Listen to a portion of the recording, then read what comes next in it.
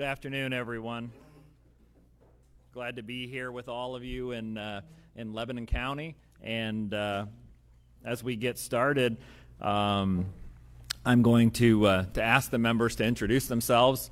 My name is Martin Causer, and I represent the 67th Legislative District in McKean, Potter, and Cameron counties, way up in the northern tier. But I'm sure glad to be here in Lebanon County today at the invitation of Representative Ryan. And so at this point, I'm going to start to my right and ask the members to introduce themselves. Thank you, Mr. Chairman. My name is Jim Cox. I represent the 129th District. That is a good portion of Berks and a very small portion of Lancaster County. Representative Barry Joswiak. I'm in Berks County, from the center to the north, District 5.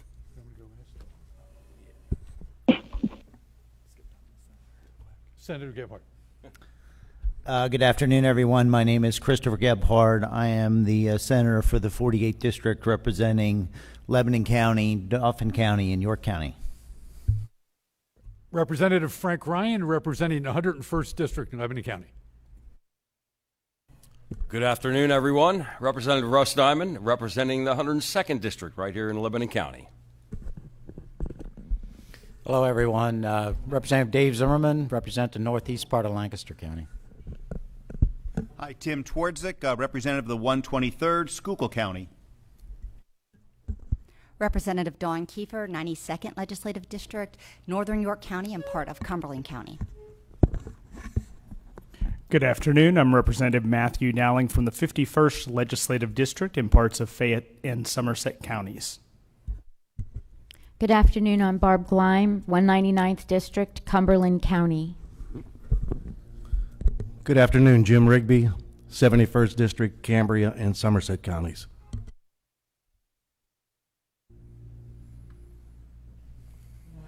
Such a long ways down there. I had to make sure we got everybody. And we have a number of members who are joining us remotely today. If the members joining remotely would like to introduce themselves, please proceed.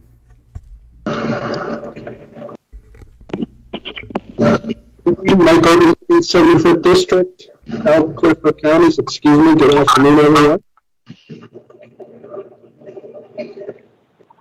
Representative Nelson, Westmoreland County. Lee James, Venango County, and part of Butler.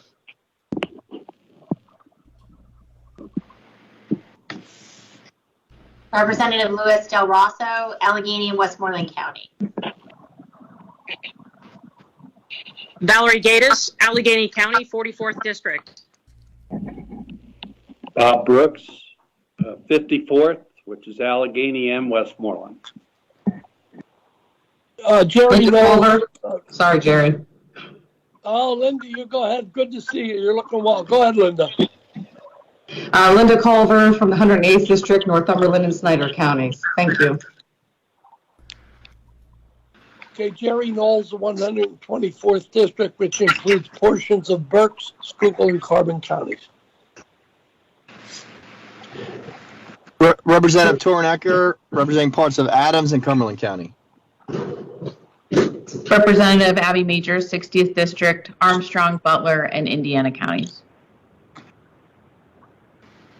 This is Park Wendling, State Representative, 17th Legislative District, parts of Erie, Crawford, Mercer, and Lawrence counties. Thank you. On the far Representative right, Brian Smith from District 66, Indiana, and Jefferson County. On the far right down here, Representative Mark Gillen. I represent constituents in Berks and Lancaster counties who want an end to this bankrupt system of property taxes, which is bankrupting them. Thank you.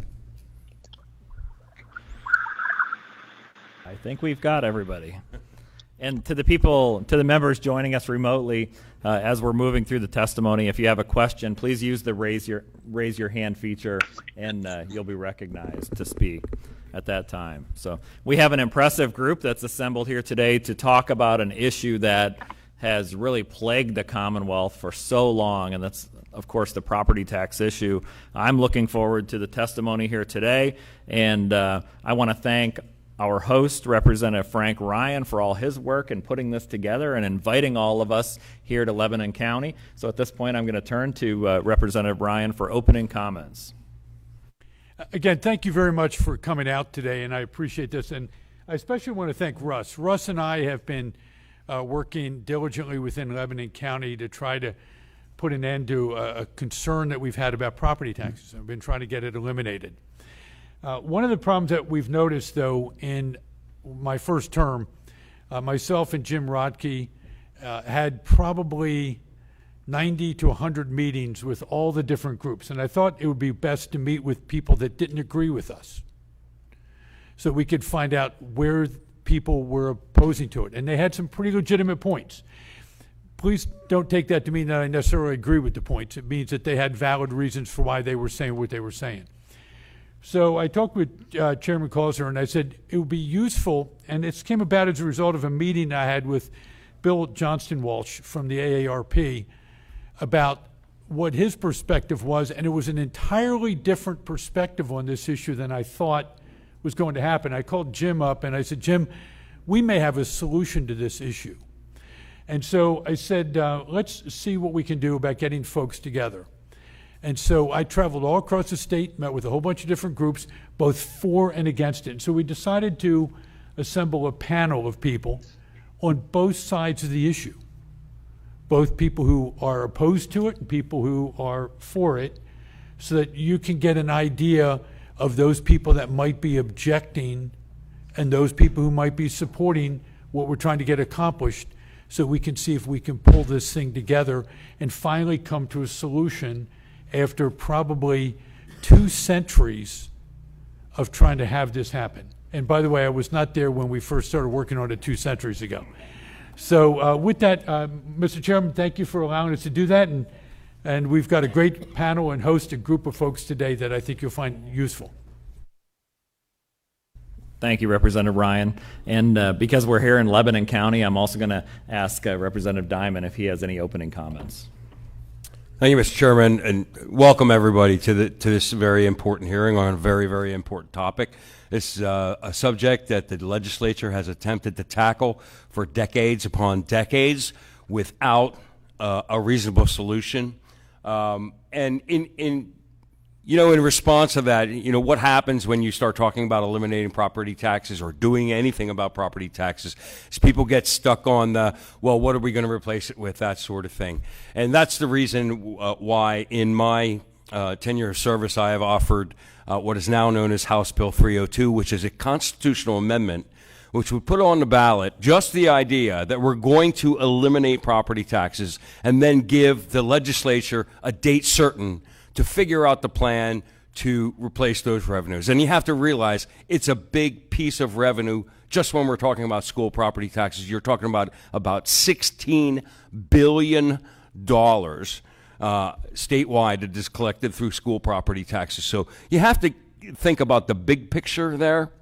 But what happens is whenever somebody comes up with a plan, you get opponents to this part of it, that part of it, and that part of it, and all of a sudden you've got complete opposition, and we never get to the point where we need to fix the most unfair and inequitable tax system that Pennsylvania has. So thank you, Mr. Chairman, and I look forward to all the testimony. Thank you, Representative Diamond. And I have to say, you have the most tenacious representatives representing you back in Harrisburg, because I don't think there's ever a caucus meeting that comes up that these gentlemen bring up the issue of property taxes. And we've heard loud and clear in Harrisburg what a burden property taxes are, and I don't think that there's anybody up here that would disagree with you in that sentiment. But these gentlemen are really working hard for you back at the state capitol. So I want to thank them for bringing all of us here today. We have an impressive list of testifiers today, and we're going to start out with Matt Knittel, the director of the Pennsylvania Independent Fiscal Office, who is joining us remotely. Mr. Knittel, thank you for being here with us. And I know that you have a PowerPoint presentation, and I'm going to let you continue with that and get started with your presentation. I do want to note for the record that Representative Brad Roy has also joined us from Crawford County, and he's having some audio issues, but he's listening. So Thank you, Brad, for joining us. Mr. Knittel, you may proceed. Well, very good, Mr. Chairman. Thank you. It's a pleasure to be here, and thank you to all the members of the committee. Before I begin, let me just confirm that you're able to see the PowerPoint that I have up. Yes, we can. Okay, very good. So what I'd like to do is just take 5 minutes and walk through some material that my office has recently published. And let me note, for those who are interested, this is now available at the IFO website. But I'm going to start out with our annual projection of school district property taxes. And we usually make this projection every year in February. We did that this year as well.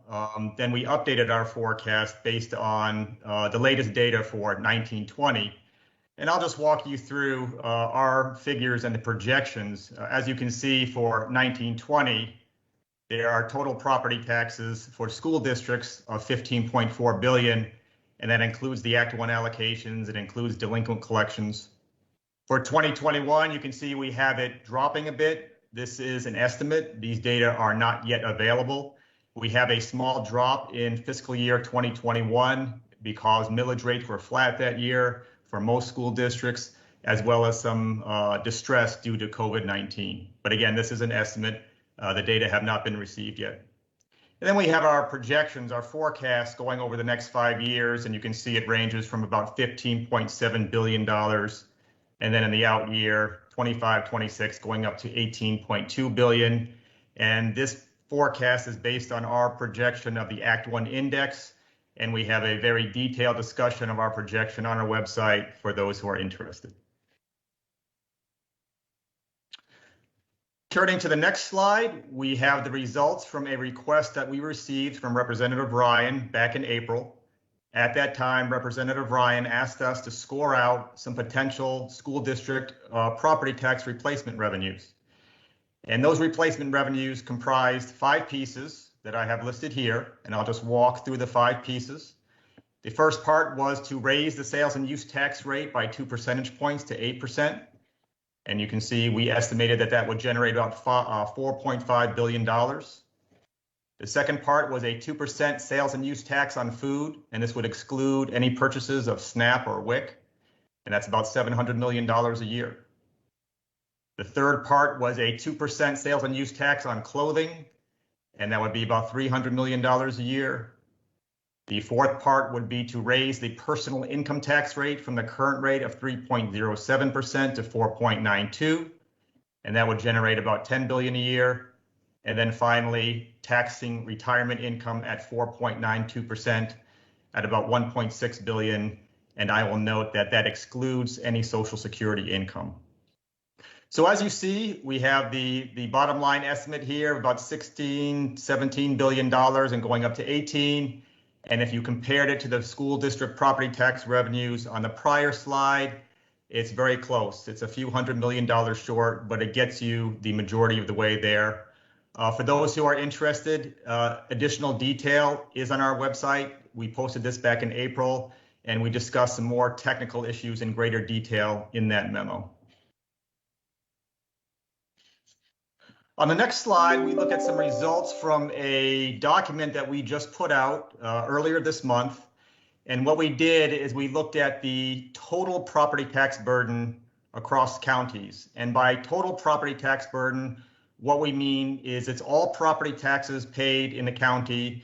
It could be schools, municipals, or county divided by total income. And this includes everybody. This includes all homeowners, renters, landlords, firms. And as you can see by the map, there is a wide degree of variation across the state. The dark blue being the highest burden counties, and then the white being the lower burden counties. The next slide, we do the exact same analysis, but we only look at school district property taxes. And not surprisingly, we get the same result. There's a high degree of variation across the state. And let me again note, this is for everybody, not just for homeowners. And the other thing I'll note that's not included on this slide or in this analysis, on previous analysis that we've done when we look at homeowners only, what we find is that the tax burden as a share of income is generally higher for elderly residents. And that's not surprising either, given that many of them are on a fixed income. The next slide, we look at some results from a document that we just put out earlier this month. And what we did is we looked at the total property tax burden across counties. And by total property tax burden, what we mean is it's all property taxes paid in the county. It could be schools, municipals, or county divided by total income. And this includes everybody. This includes all homeowners, renters, landlords, firms. And as you can see by the map, there is a wide degree of variation across the state. The next slide, we do the exact same analysis, but we only look at school district property taxes. And not surprisingly, we get the same result. There's a high degree of variation across the state. And let me again note, this is for everybody, not just for homeowners. The final slide, indirectly related to property taxes. My office also has statutory duties related to pension analysis, and a new act, Act 37 of 2020, requires that both systems, SERS and PSERS, submit to my office sensitivity analysis. And that is what would happen if the assumed rate of return either outperformed or underperformed by 1 percentage point. What's the risk to the state? And here you can see the results from that new analysis. For SERS, if it underperforms by about 1 percentage point, the implications to the state budget are about $500 to $600 million per annum. If it is over the assumed rate of return, which is 7% currently, then employer contributions would fall by about $600 to $700 million. And to the right, you can see the same analysis for PSERS. The underperform, about $1 billion, and the overperform, about the same amount, about $1 billion. So let me again note that all of these details are on our website. We have additional analysis for those who are interested. Let me also note that in November, my office will be coming out with a 5-year projection of the state budget, and we're going to examine all of these issues more in depth. We do that every November, and that should be coming out on November 15th. And with that, I will end the sharing, and I will be happy to answer any questions that you have.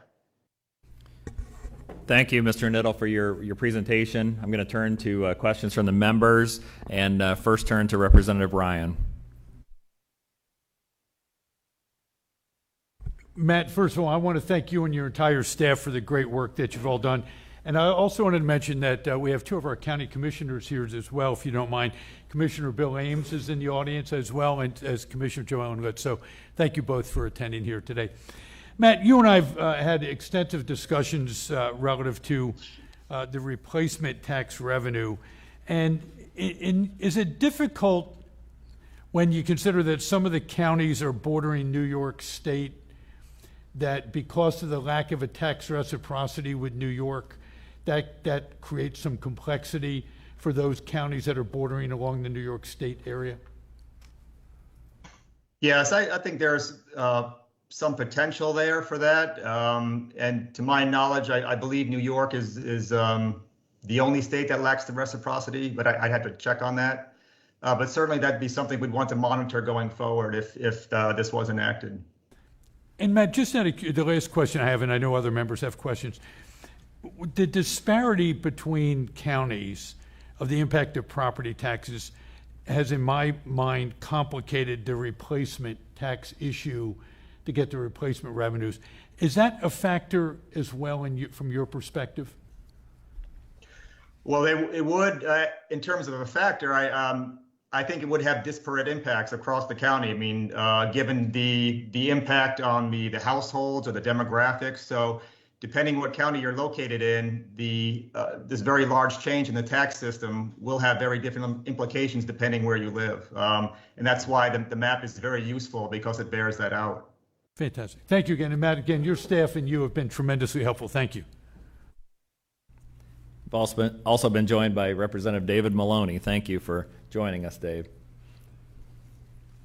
Thank you. I apologize for being scrambled in here, interrupting, so excuse me for that. Other questions from other members? Representative Diamond. Matt, thank you so much for your testimony today and for the PowerPoint presentation. I just want you to clarify, just for we hear these numbers all the time in Harrisburg, but for the public's general knowledge, what percentage of school property taxes are going to pay these premiums for employee retirement programs? Is it looked like 20, 25%, something like that? That, Representative, I don't know, but I can check and submit that information to the committee. I'd be happy to do that. All right. Thank you, sir. Thank you, Mr. Chairman. Representative Eric Nelson.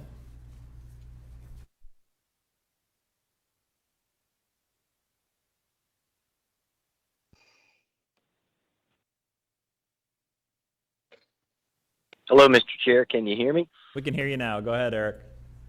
All right. Outstanding. Thank you very much for your testimony. I was specifically, if you could go a little bit deeper into the relationship between including seniors. I think you said it would be, $1 billion plus in retirement revenue, but not Social Security. Mm-hmm.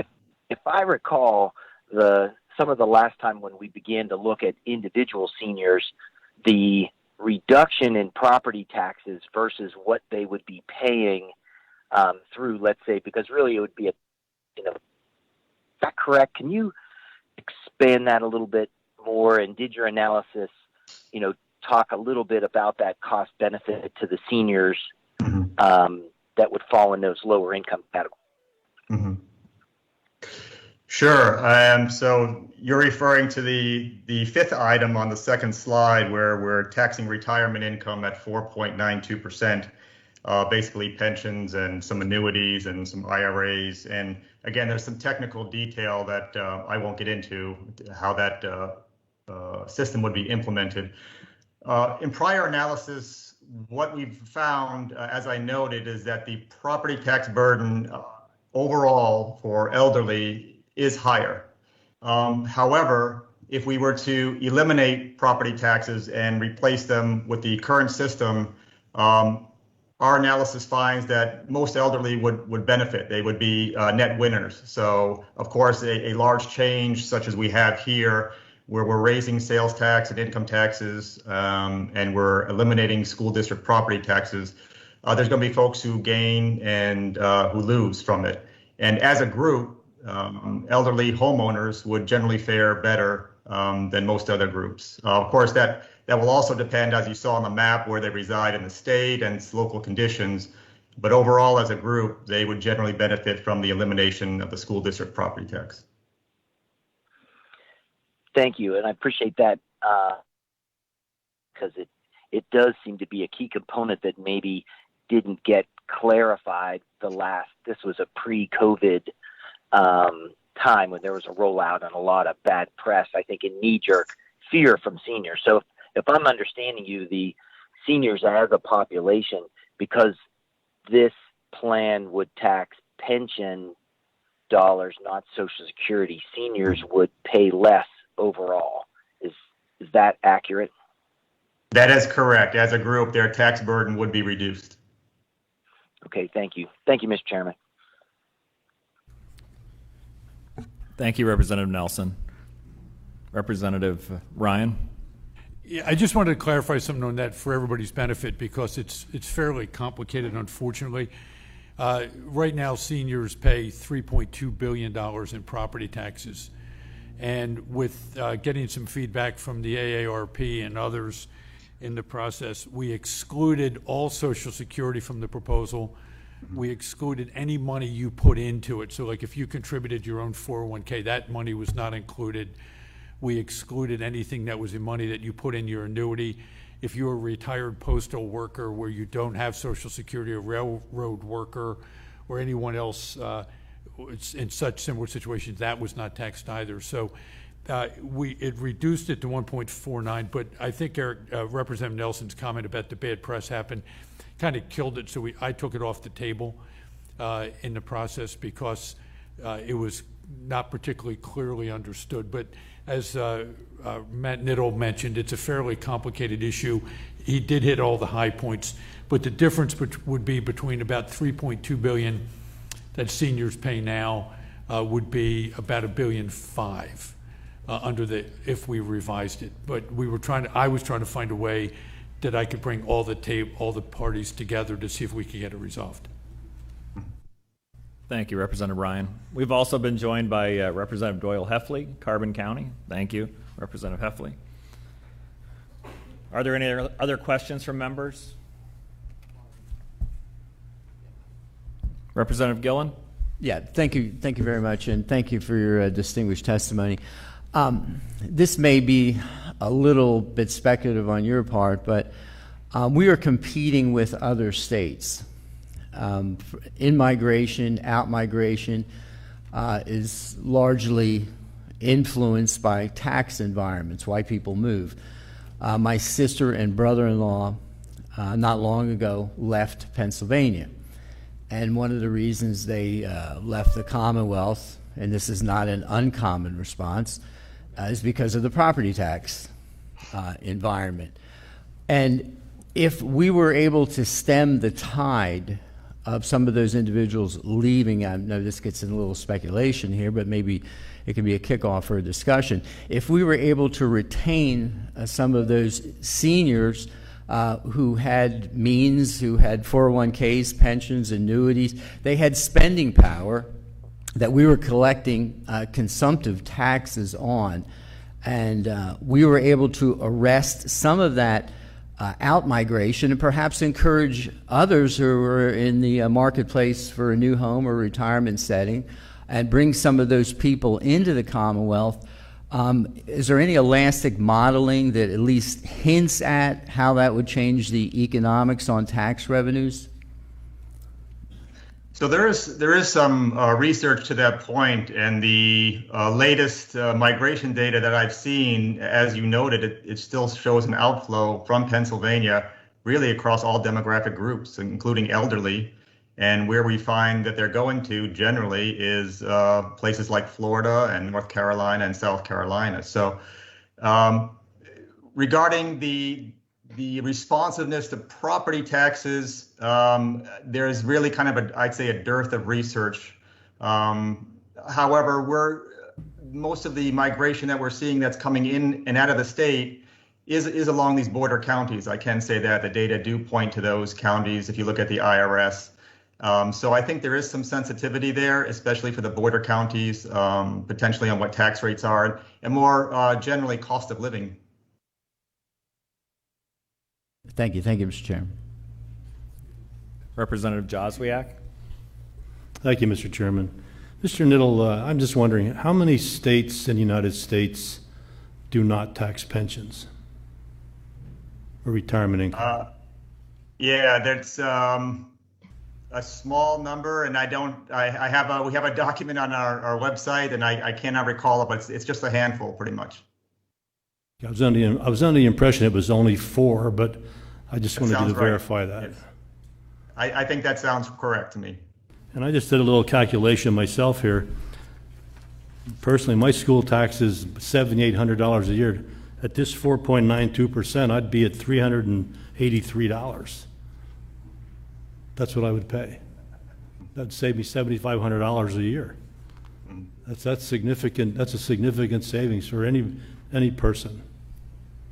Thank you. Any other questions from members?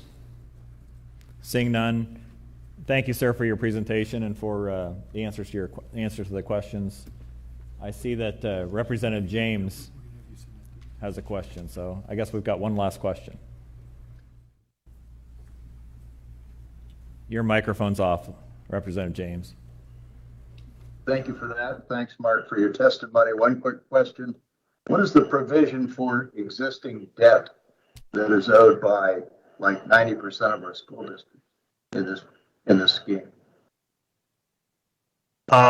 In this particular scheme, we hadn't addressed that, but in prior schemes, it was phased out over time,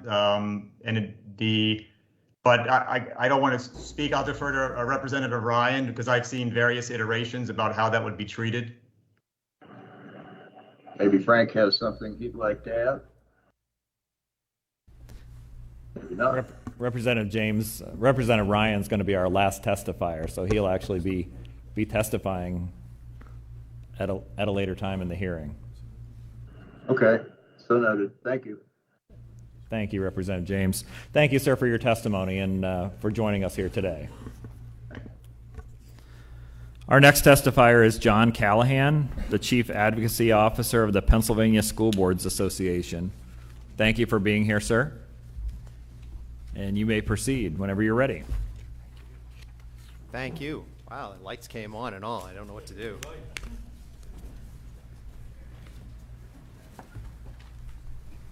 Well, thank you, everybody. It's a pleasure to be here. I'll try to stick away from the microphone a little bit. Good morning. My name is John Kelly, and I'm the Chief Advocacy Officer for the Pennsylvania School Boards Association. And today I represent 4,500 school board members, 500 superintendents, administrators across the state, school board solicitors, intermediate units, quite a bit of people. And I can't say to you that I've ever heard a school board member actually say they like raising property taxes or cutting programs. So I proudly can say that. And needless to say, even right now, there's no easy school board decisions that are going on across the state. It's really kind of a thankless job, and it's a job that is increasingly difficult, especially right now, regardless of property tax concerns as well. So we have an incredible amount of difficult choices across the state. But today, I want to take the 5 minutes to kind of just go over a few things, review the history of school funding, I guess you could say, school funding pressures across the state, some of the tax initiatives that we've had in the past to kind of bring back that history to you. Also talk about current pressures on school budgets, and then also talk about structural changes to the property tax system. I'll also kind of start off as well and say we've never been opposed to property tax reform. What we'd like to see is reform that works and reform that makes sense. But what you're going to hear today, hopefully, is there's a lot more than shifting around those taxes. There's a lot more to consider when we're talking about property tax reform that we need to address. So let's look at the revenue from the state back in 1993. Over 50% of it came from the state funding, and that's on the first page of my test, or on the second page of my testimony, technically. And around 39% was developed from the local property taxes. So that's way back in 1993. I guess it's not that long ago, but it seems like that long ago. And over the years from then to 17, 18, there's been kind of a shift in funding. I also say an increase in the cost of education over those years. And you'll see that the divide between that shift, the percentage of revenue that's covering from the state and from the locals, has really started to change over those time periods to now more of a shift between 39% from the state, or 40% from the state, and 60% from local taxpayers. So we'll see that shift over the years, even though we're putting more money into the system. And I'll get to that. That's another challenge that we have to deal with. So before I get into those costs that kind of have been causing that divide between the state and the local revenue into the system, let me kind of talk a little bit about the history, if I can go into that. I apologize.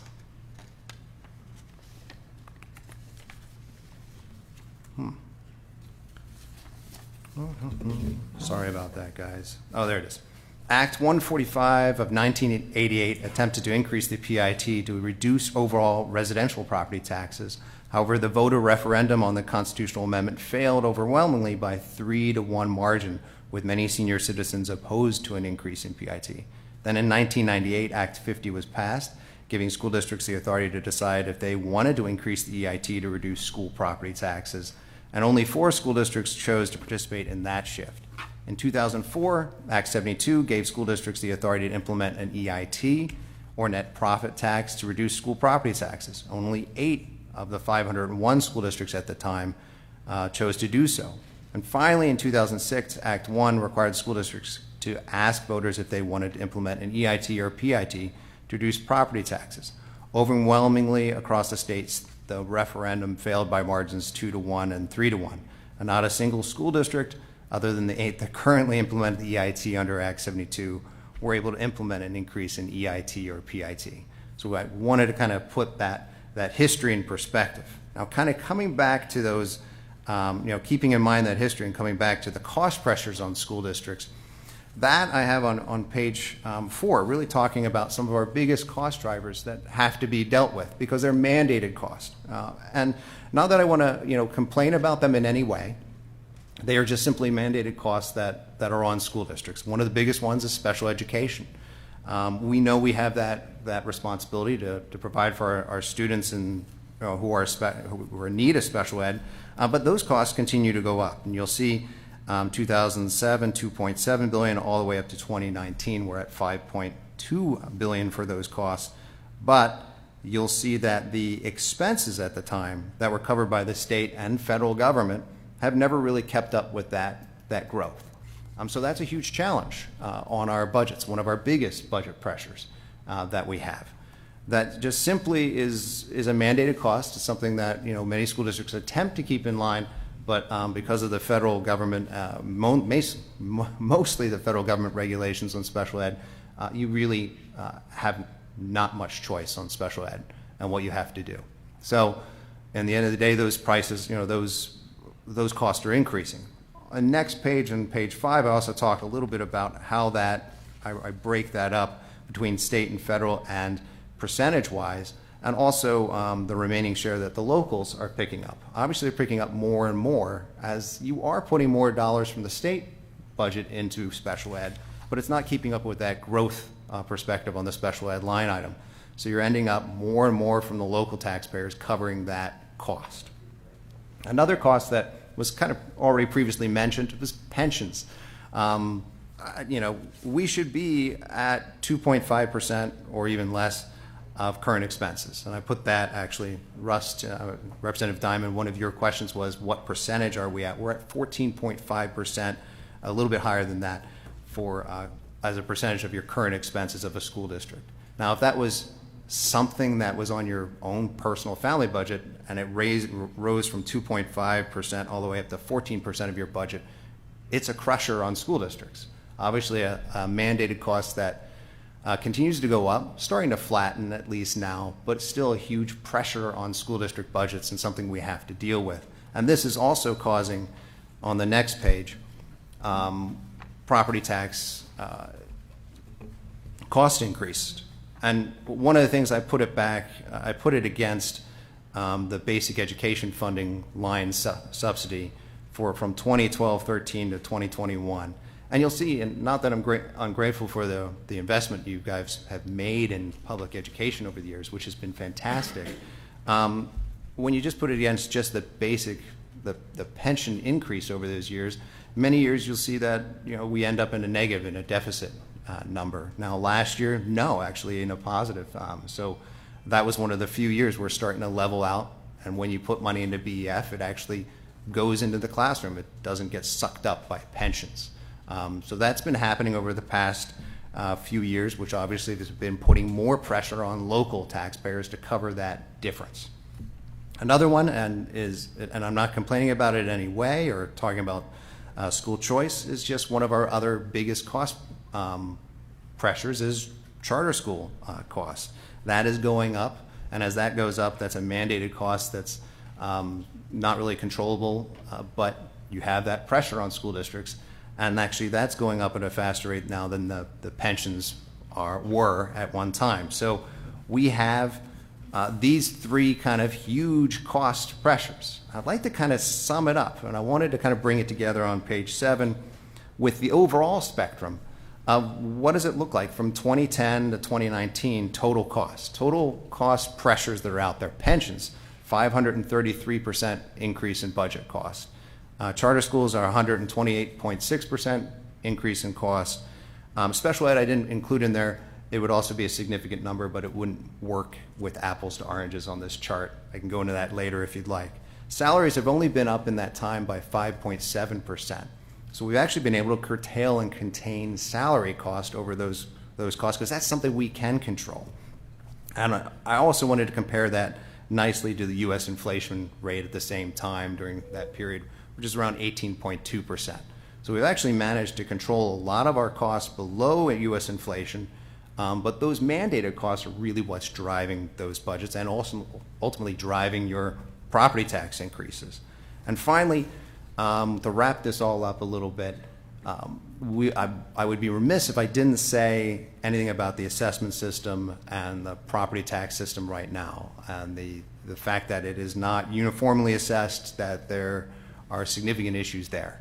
And we are very much in favor of a uniform assessment system and trying to get and improve that system, because there's a lot of Band-Aids out there for assessments, That's simply, we know there's some unconstitutional issues out there, I would say, for assessments, and we need to have a system that addresses it. I also know that it would probably be an hour-long discussion on assessments, so I won't go into that too much, but I will say we're very much in favor of a uniform assessment system and working on that problem as well. So I've mentioned a lot of problems, but they all kind of go together because this problem this challenge, I would say, is more than just one challenge. It's addressing those fundamental mandated costs. How do you kind of deal with that? How do you deal with the pressures on school districts? How do you deal with the history that we've been through? And how do you deal with an assessment system if you do have property taxes that's just a mess and needs to be fixed as well? And what is the role between the state and the locals share in the public, what they need to do for public education?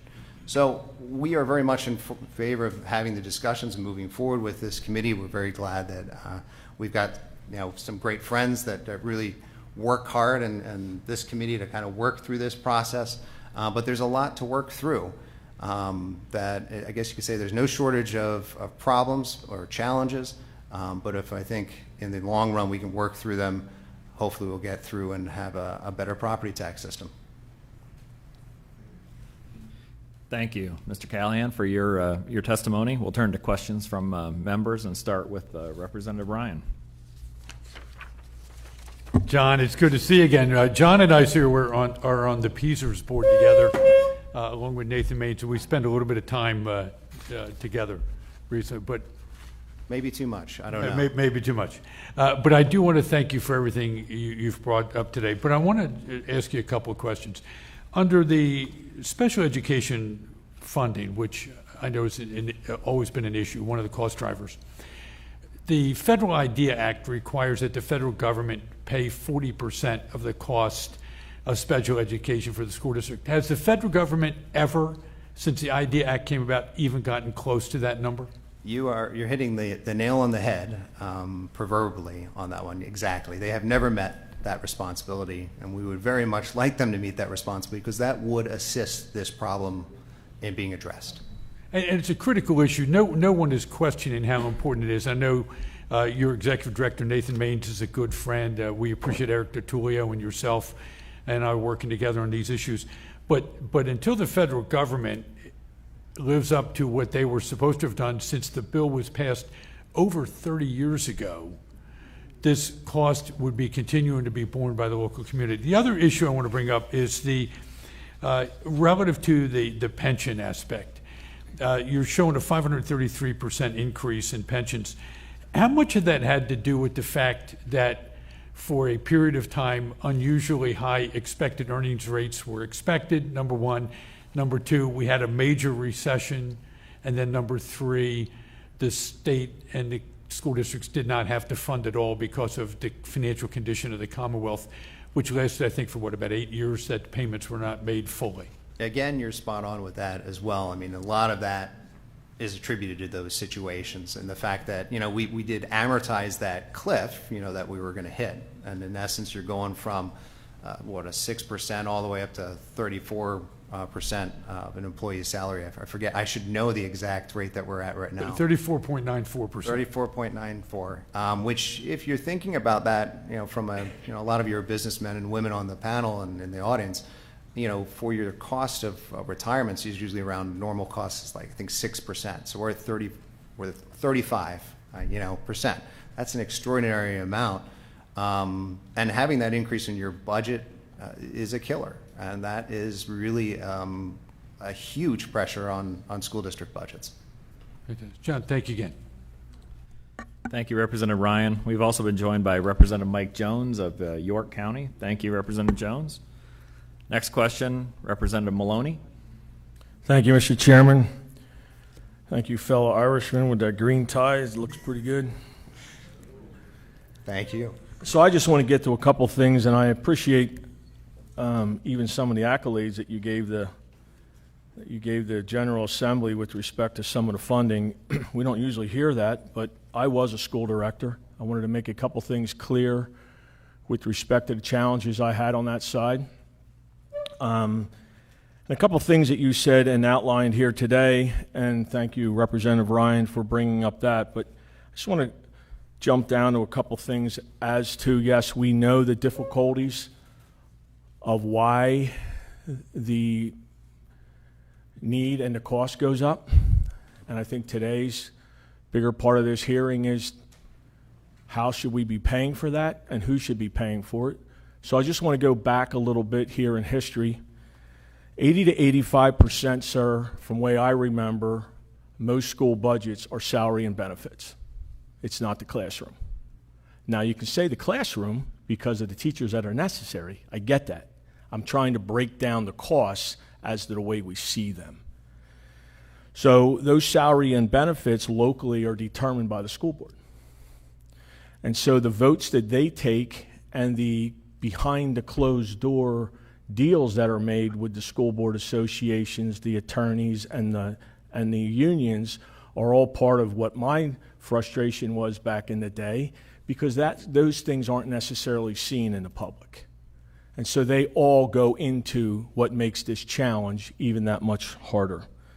The special ed, as Representative Ryan brought on, which I wholeheartedly understand that challenge, but we also have an issue with the IEPs that continuously are put up higher, maybe in a controversial way, because there's supposed to be more funding to that and all the other different challenges that the school gets with respect to how many of those different IEPs take place. Once you have this funding piece in place, we also have this sort of this ugly secret with the hold harmless. And when we have that as a state representative, you have this situation where that money has to continuously go to that school district, even though another school district could use it. So that's another piece of this that I think I need to get out there as to why these challenges are so big and then who pays for it. So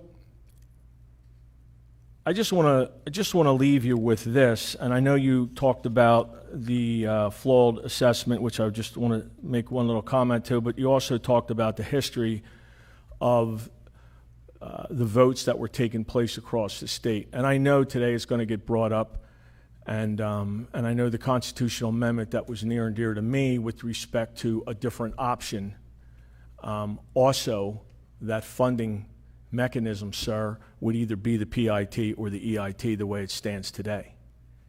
So that overwhelmingly passed, which I wanted to make sure that the public knew that even though those former votes took place, this vote overwhelmingly passed. And I want to leave you with this. I came from the construction industry, and if there was anything that I had to discuss with my customers when I sat down with them, was that anything that they did to their house, external to that envelope, almost always was going to be a serious property tax increase. Internally, if it was known, would also happen. So there's a comment that I've often made, somewhat crude, but it's true, and it paints a pretty good picture. I don't see constitutionally, even in a fairness, as to why we would penalize people for their square footage and how many toilets they have in their house.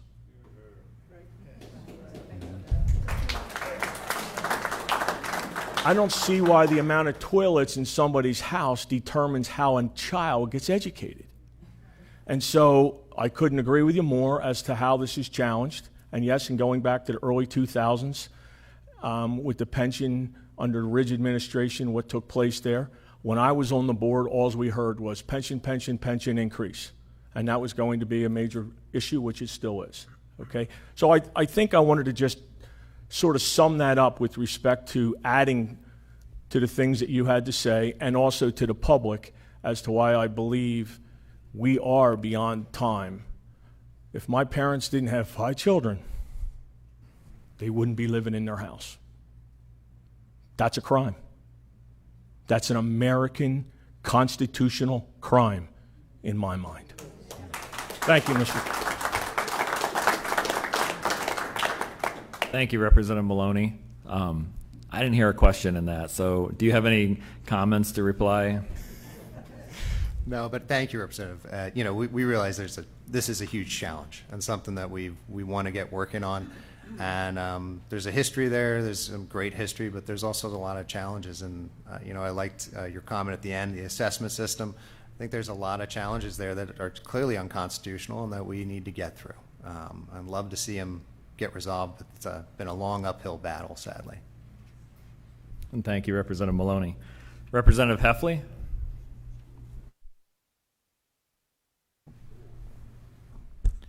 Thank you, Mr. Chairman, and thank you for holding this hearing. Obviously, property taxes are a big issue in the 122nd District in Carbon County as well as here in Berks County. One of the things that I think is always important to point out, the 50% number. You know, we say the state doesn't provide 50% of funding, but you have some school districts that are spending $28,000 per pupil and other school districts that are spending $14,000 per pupil.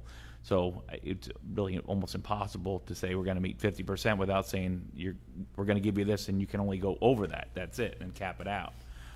You have wealthy school districts that prefer to have their money stay local. They don't care that their property taxes are high. They want everything in their school, and they don't want to send their money to Harrisburg and then try to fight to get it back. You have poor school districts, which generally get a much larger percentage of their funding from Harrisburg, but they don't have the local property taxes to bump it up. So it is, and that's kind of what we deal with when we're looking at solutions for this. I'm a any and all the above, anything to get property taxes down. Many people, like many of the representatives up here, folks in our district, they just simply cannot afford to live in their homes anymore. I mean, your property taxes are higher than your mortgage, and I know it's always, well, nobody wants to raise taxes.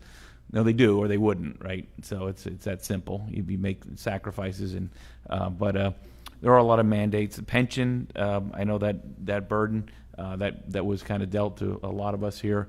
That I'm looking down this aisle here of members were not here when those pension decisions were made. We did reform the pension system, and I think that'll pay off going forward, but right now we have a tremendous debt to pay. So with that, I know the Pennsylvania School Board Association, not you personally, maybe, I don't know how your feeling is, but that the association has in large been opposed to property tax elimination or property tax, something with dealing with property tax, because you look at it as a solid.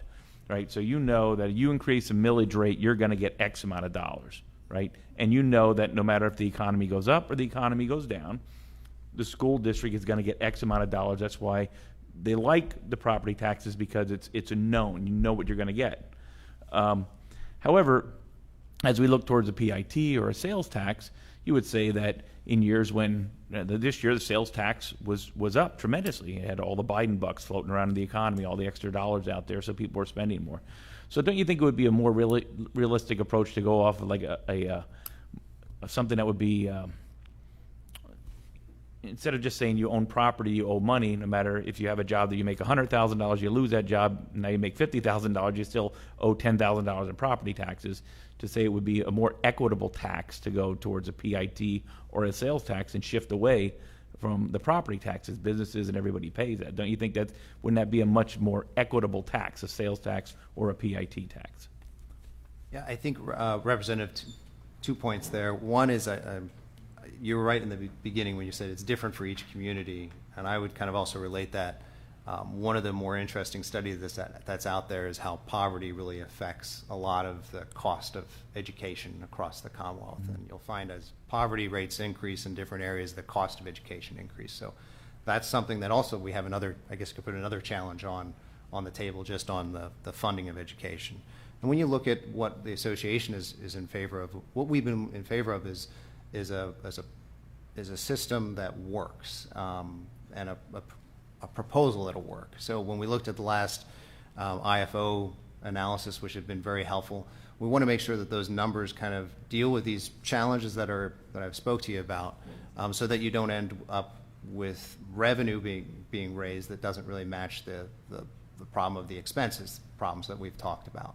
Maybe I like your approach. I think when you said, I'll take anything that works. And I think when we're talking about it, we would take, we would really be in favor of anything that really works, whether that's a shift to PIT or EIT or however you're going to really work through that, and some of Representative Ryan's proposals as well. There's a lot out there. But I think so long as it's something that actually functionally shifts those taxes, maybe it keeps a little bit of the property tax, maybe it keeps some of that and then shifts to the PIT, whatever can actually functionally work and be stable and maybe be more equitable at the end of the day, would be something that we'd be in favor of. Thank you. Representative Cox. Thank you, Mr. Chairman. Recently, COVID relief funding from the federal level went out across the entire country. The Commonwealth of Pennsylvania ended up distributing around $3 billion to school districts. $3 billion. 500 school districts, $3 billion. That's a significant amount of money. And yet, most school districts in Berks County and a lot of school districts around the Commonwealth decided to increase their school property taxes on top of that. It was baffling to me and others when half the year they didn't have students, or they had half the students there, or they had shifted to a cyber charter program, which most of my area school districts already had the cyber charter program. It was a matter of increasing volume. But I couldn't imagine that their cost would be so high that a $3 billion spread across 500 school districts would then require school districts to reach out and grab more from the local taxpayers. I can speak for Berks County, Lancaster County. Can you share a little bit of the logic there of why that would have possibly been necessary when parents that I've talked to said their kids got a marginal education or a substandard education in some instances? Can you share with me why those increases for the local property taxes are justified? Well, I mean, each local situation, I can't really speak to every one of them, but I can give you the overarching issue, especially with the federal stimulus dollars. Those dollars were specifically designated for COVID type of situations, so that you weren't able to actually use them to mitigate property taxes. You're not able to use them to substitute, you're not supposed to, on different salary increases or anything of that sort. You're supposed to put them towards more, and what we've actually encouraged our members to put them towards is more concrete investments, long-term investments that would improve the school building. So you're seeing a lot of HVAC systems and those kind of systems that actually their maintenance has been deferred for years upon years. So the school is catching up on those kind of maintenance situations. But those dollars are specifically for those kind of mitigation efforts, as well as mitigation efforts on catching kids up from COVID impact. So that could be a whole different host of investments as well. But those are more short-term as well. So those dollars really are supposed to deal with those issues. And what is interesting is a lot of the problems that I brought up today, the pension and special ed, still are around and still affect the basis of your budget. So in effect, you're having federal dollars come in. You have to put them towards long-term investments. You can't put them towards these issues, these problems that are driving your budgets. And so you're still stuck in a situation in some of these school districts where you in essence have to increase taxes. You have to make that pressure is on you. So that is a huge issue. Plus, I'll comment a little bit on Act 1 and say that over the years, but prior to Act 1, you would see an increase of 6 to 7% in order to keep up with the budget pressures that were out there within your school district. Now with Act 1, you're seeing that kind of smooth out. You can't do the 6 to 7% increase, so you're doing a 1-2% increase. You're smoothing that increase out over a period of years. If you miss one of those increases, then you are behind on keeping up with those expenses. And that's a challenge of Act 1. And I have heard that. I've heard school districts say we're increasing now because we can, even though we don't technically need it now. We have to stay ahead of the curve. I do look at the charts that you provided and the state and local revenue share.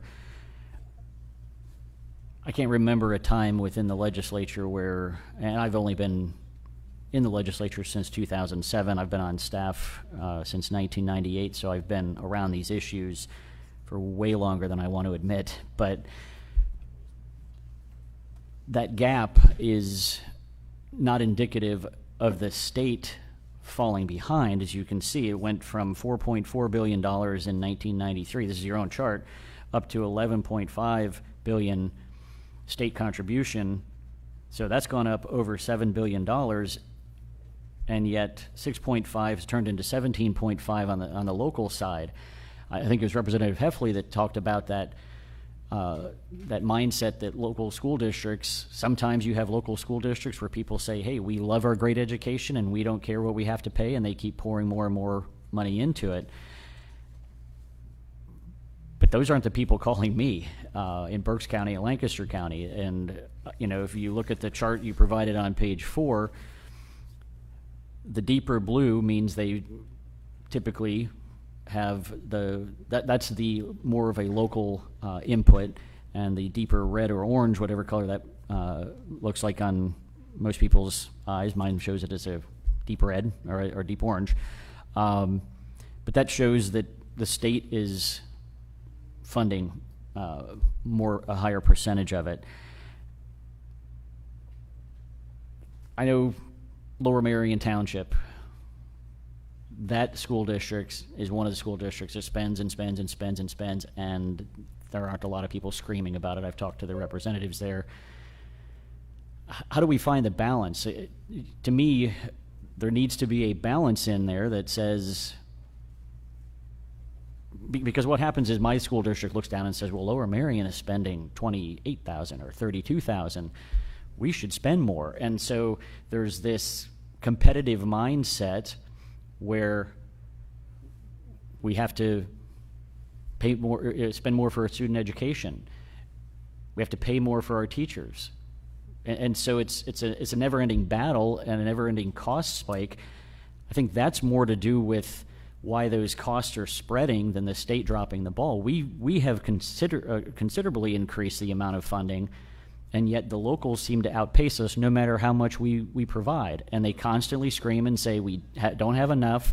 They constantly scream and say we're underfunded and the state share is falling by the wayside. Is any of that fair when you look at the actual numbers and you look at the sources or the reasons why they're increasing their local costs? And I think, Representative, you've also kind of pointed to that challenge, which is, when we're looking at budgets, the budgets that we can control, we've been able to control. For instance, under salaries and teachers, that is a large portion of your budget. And over the past years, we've been able to control that below inflation. Pretty darn good. But then those pressures, the other pressures I've been talking, especially pensions, have simply kind of blown your budgets pretty significantly. So that pressure at the end of the day, when you're having that uncontrolled mandate cost that you have to pay, you end up with the need to either find the revenue or cut the program, which in many cases happens on both spectrums. So you have school districts across the state burning both ends of the program there. They're cutting their program or cutting their services, and then at the same time raising revenue, which is not a good place to be. No, like I said, no school director really wants to be in that place. But when they get onto the job, then many of them realize that that's where you're stuck. And one further comment, I don't know if looking for input on it, perhaps you want to add something, but you touch on charter schools and the increased demand charter school tuition that schools have to reimburse local charter schools. The parents who contact me regarding charter schools are very much appreciative that they have an alternative. And the reason they're appreciative of it is because of the various issues that arise within public schools. One of the most common is bullying. And I'll say bullying in a traditional sense, bigger kid, smaller kid, whatever, richer kid, poorer kid. I don't know all the elements, but there's bullying. I've had some reach out to my office and talk about bullying because of their religious background. That's unacceptable. So they find another home for their child educationally. Since 2016, ironically enough, we've seen bullying based on political views kids getting shut down by other students, yelled at by students, sometimes teachers, creating a controversial environment there. So some students and their parents chose to leave the public school setting when that kind of bullying occurred. Now we're seeing critical race theory finding its way into school districts across the United States, Pennsylvania in particular. And I believe the Pennsylvania School Board Association was one of the driving forces behind the equity policies. And so I'd like you to comment on whether you believe that the push of the critical race theory, or what you might call the equity policies, that the School Board Association pushed out there, do you think that has had a negative impact on public school enrollment and a shift toward cyber charter schools and other types of charter schools? Well, there's a lot to unpack there, but let me kind of start with when it comes to charter schools, what I pointed out in my testimony is that the costs obviously are increasing on that perspective. So that's just a bigger pressure for school districts on their budgets. It's a mandated cost that you really can't control at the end of the day. So that's kind of the cost pressure for charters. Second, when it comes to students choose different options for a variety of choices. I don't really have the data to say what one they chose, why they choose that at the end of the day, but they choose for a variety of reasons, and and that's their choice. And I would say, as an association, we're not opposed to choice when it comes down to charters and other school choices. It's up to the student. Our job is to provide the best education we can. And then, when it comes to not CRT, but when it comes to equity policy, what we encourage our school districts to do is to follow the law and to provide an equitable environment within their school district, within the confines of the law itself. And that's where we find our strongest suit. I'll close, Mr. Chairman, with just a comment. Regardless of the reason students are leaving, I've always found it baffling that school districts lose a student and then throw up their hands and scream and say, we have to pay for that student's education. We're going to receive the money for the education from the local school district property taxes, but we don't want that money to follow the child. I find that baffling. I find that frustrating, and my constituents do as well. I personally think, and again, you're welcome to comment at the conclusion of my remarks, but I think that's something that we really need to shift toward, the money following the students in a more direct path. Homeschool students for decades have paid their property taxes. Their parents have paid their property taxes. Literally no cost to the school district there, unless maybe the students' parents, get textbooks or things like that. But school districts scream over and over and over again, we need that money, even though we're not educating the student within our walls, and that never makes sense. And I've yet to hear an explanation that really makes sense to me.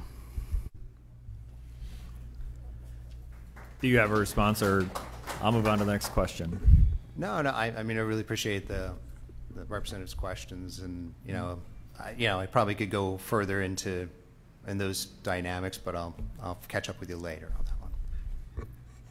Thank you, Representative Cox. Representative Kiefer. Thank you, Mr. Chairman. And thank you, Mr. Callahan, for being here today.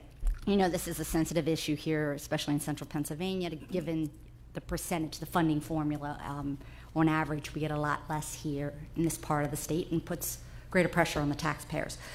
But to that point, my question is the impact of student population enrollment versus the spending. So the trend has been that the population enrollment has been going down pretty steadily, but the spending continues to go up. I don't see a corresponding decrease. It's always a significant percentage that goes up that's there. Some numbers that I have, and I know this is a little bit dated, but it came from the Center for Rural Pennsylvania, and they have, so from 2008-9 school year to the 2018-19 school year, rural school districts saw a 13% drop, and urban school districts saw a 6% decline in enrollment. And looking to the future, they say they are projected to continue that decline, saying that rural districts are projected to see an 8% decrease and urban a 2% increase, or decrease, both decreases, I apologize. So one is why we're not seeing a corresponding decrease or even a status quo on that, and two, getting into the other part of the question is the number of school districts that we have, because that's the other part of this. We have currently, we have how many of 77 districts with fewer than 1,000 students, and it's projected by 28-29 there will be 95 school districts with enrollment under 1,000 students. How do we address that, to start seeing some of this level off as well? Well, and I think when you're seeing the decreasing enrollment, I'd like to get you some further information on that, because I don't have those numbers with me today on how that kind of plays into the factors that we're talking about, pensions and charters and special ed and all that, and those increased costs compared to the enrollment. But over the time, I can say that over that period, the cost per student, because of different factors, has increased tremendously. So I can get you those kind of offset costs, definitely, in the whole committee. The other issue that you brought up is the 500 school districts. I always say, and I'll quote, that's not my quote, a senator that is no longer with us used to say that it's harder to kill a mascot in the Commonwealth than anything else. We've seen some consolidations, but there are a tremendous amount of challenges with consolidations in the state. And there are some school districts that are moving in that direction, but it is slow progress. It's not easy progress. So that would probably be an hour-and-a-half long testimony, and I know I'm only supposed to speak briefly, but I will say there is definitely some good ideas in order to encourage that.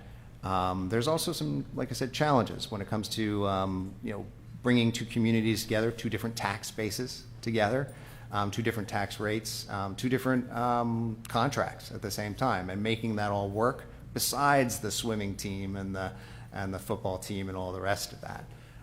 So the more support you can give the school districts when they're starting to look at that, the better. And I'll also say the more that we can support school districts to do that for the future, when we see financial situations or financial challenges in the future, the more that we can encourage consolidation and some sort of abatement there would also be helpful. Right, and I think that's got to be part of this component. As we're looking to eliminate property taxes and we start getting that forward momentum, we've got to have a bigger picture. So 500 obviously isn't sustainable. I take the state police contracts, right? It's a contract across the whole state, right? Whether you work in Philadelphia or you work in Harrisburg, you have that contract. It's all set and level, so you could get around some of those issues where they talk about teachers' contracts and different. You'd also have economy of scales, a lot more of it. Even if you just went to the county level, it would be enormous that some savings. So anything we can do to champion that from your side of it as well as ours. I mean, I get it. I have a high school I have a school district with two high schools, two different. I mean, they were talking about just combining the two teams for the two different high schools, and you would have thought I was asking for everybody's firstborn. So I get that part of it, but I think those are some tough conversations that we're going to have and start driving this, because what we're doing, we can't just keep putting a Band-Aid over this and putting a Band-Aid over this, saying, well, this is just the beast we have and we're going to keep trying to prop it up because it's not sustainable. So I think that enrollment is a big part of it, looking at the enrollment versus the spending, looking outside of the picture. And then the last component I have is when you're making contracts, when school districts are making contracts with services, say it's your VOTEC or it's your capital area intermediate units. We saw some of these come to us when we were getting the CARES dollars, requesting additional dollars. What confuses me is that their funding comes from the contracts that they have with the schools, correct? So you would have that contract for that service, whatever it is, and you're already paying them. The school district's paying them for that service. Why would they be getting an additional? Should we be doing it directly to those services versus the school districts, who we are constitutionally obligated to support. I don't have an answer for the second part of that, but one of your questions is with the districts themselves. I also kind of want to point out the districts that maybe have 1,000. It's also the size of the district that we have a challenge there geographically. Right. And I'd be remiss if I didn't comment on that, because we've got some districts, and I can think of a few that look like just a long line down a mountain, and then they end up busing kids for 2 hours to get to school. So we have those kind of challenges when it comes down to consolidation as well. That gets in the way. And I'd like to say, in a good way, it gets in the way, because you don't want kids to be on the bus for 3 hours. So I think that's another challenge that we have. When it comes to the funding and how we deliver all those services, we do make those contracts. And the good thing is you have board members that sit on intermediate unit boards, and you have board members that sit on CTC boards. So that's kind of the relationship. I've just been seeing some of those outside groups start driving some of their agendas into the school districts. Again, increasing costs, in my opinion, when that's not their role of what they should be a support mechanism. Thank you. Thank you, Representative Kiefer. I'm tasked with keeping us on track, and we're off track. But I want everyone to have a chance to ask questions, so I'm going to ask the last two questioners to be brief if possible, and I'm turning to Representative Gillen. And if you would please be brief, and then we'll turn to Representative Dowling, and then move on to our next testifier. Representative Gillen. John, you're representing and you're speaking on behalf of school board directors. Have you polled school board directors on the issue of property taxes? We have pulled them way in the past. And what did that data show? They would say, that they really don't like increasing property taxes. Nobody likes to be put in that spot. On property tax elimination? That they would like to see a shift. And so you're representing, you'd like to see a shift also? We would like to see You'd like to reform. see elimination of school property taxes? If that was possible. So you're on record as wanting that done? We would like to see reform to the tax system. Now, does that mean complete shift if that's possible? I don't know if that's possible at the end of the day with the numbers, but I do know that at the end of the day, we could possibly shift in a very relevant way and make potentially a more equitable system. Right. You spoke on pensions. Did your organization take a position on the increase in the pension in the mid-90s? I do not know that. I know that on the most recent reform, we supported it. Okay. Your members are on the pension system. Mm-hmm. Okay. Is there any difficulty, any conflict speaking on pensions, addressing pensions, when your members are on the same pension system? My members, my school board members? Those within the employ of the Pennsylvania School Board Association are on the pension system, and we're decrying the increase in pension. I'm wondering if there's any inherent conflict here, since your primary funding source is member services. It's coming from property tax increases within the local school districts. One of my favorite things is to say I would love to be out of the pension system, but we had a court case that put the association within the pension system itself. We had several pieces of legislation to remove us, but we're never able to put it in. So I would love to see that piece of legislation move to remove us. But I don't believe there's a conflict, because our job is to represent the administrators in the system. I'll close with this briefly. My daughter texted me a picture in her JROTC uniform. She's 19. She's out of state at another college. When she was 12 years old, we were driving down the road, and she heard me finish a conversation with somebody relative to the inequity in our current property tax system, which robs people of their property, is not freedom-based, and is sending people out of this state. She'll likely be one of those people and stay in South Carolina unless this system changes, because people are sick and tired of renting and leasing their property from the government. Thank you, Mr. Chairman. Thank you, Representative Gillen. Representative Dowling. Thank you, Mr. Chairman, and thank you, Mr. Callahan, for the information that you've provided with us today. I know we're short on time, so I'll keep my remarks and questioning brief, but I did think there was a point from your presentation that needed a little bit of clarification, because I felt a little bit of tact as a parent that believes in school choice, and I know today we are talking about property tax elimination, which I fully support. My only question to you is this. From May 3rd, there was a report that was put out, and it was published in the Pittsburgh Post-Gazette. It showed that the average cost to educate in a public school was $16,395. Today, you said that the rising costs of charters are creating an issue when the average payment to the charter schools is $9,170. I'm just asking where that difference goes from what you're bringing in and what you're paying out. The difference itself is within the formula for charter schools. So there are certain items that subtract from that difference.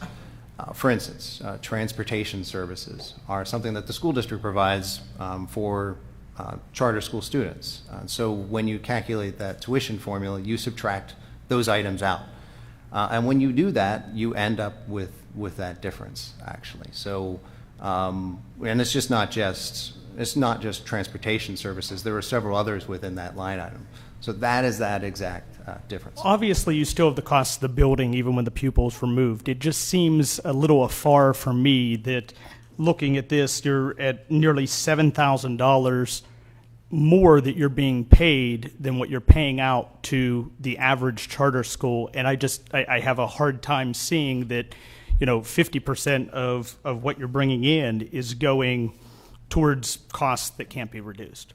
Well, that's just the tuition calculation for a student. And so, like I said, the difference actually is very, very reasonable because it's done via formula. You take out the things that you're providing that you don't want to pay for. Another example would be tax collection, administration of tax collection. That's not something that the charter school does, so therefore you subtract that from the cost of the student. Same thing with transportation and other things. So that's that difference. I would also argue that because the way that the tuition formula is actually calculated, we actually know that we're paying more. For instance, on special ed, we're paying over $100 million more on special ed costs than we should be as we see the cost differences there. We actually know that under the tuition calculation for just a general student, we're actually paying more than we should be there as well. So while the calculation, I say, is exact when we're looking at that, overall, because of several different problems within the tuition factor itself, I would say we're paying more for charter school students. It's something that we need to correct in the future. And I'm open to that discussion. I do think that a fair funding formula between our charters and our school boards is something we need to look at.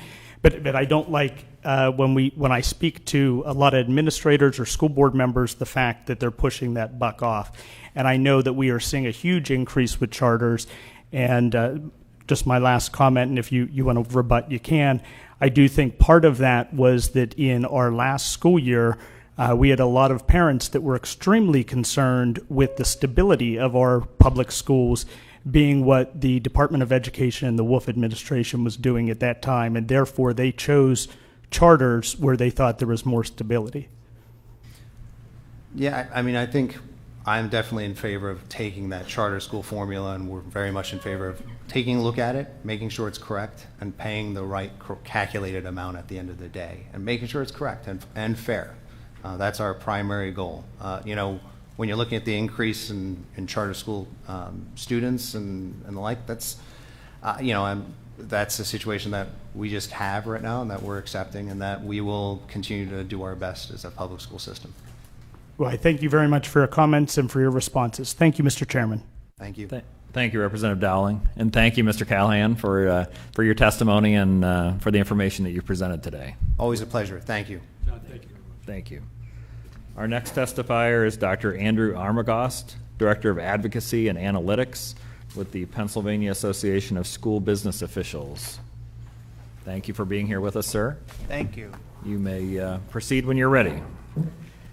Thank you, Chairman Kalzer, Representative Ryan, and Representative Diamond, and members of the Policy Committee for inviting PASBO here today. I am Dr. Andrew Armagost, Director of Advocacy and Analytics for the Pennsylvania Association of School Business Officials. known as PASBO. PASBO members are responsible for all aspects of school business operations, and that includes finance, facilities, maintenance, human resources, IT, food service, transportation, health and safety, and procurement. And we represent all types of schools. That includes school districts, IUs, CTCs, cyber charter schools, non-public schools. Our members serve all schools. Over the years, PASBO has taken part in numerous discussions regarding school property tax relief and reform, including elimination, and it is a subject with which we are very familiar. We believe that the 50-year state policy of a growing reliance on local property taxes for school finance is just too burdensome for many homeowners.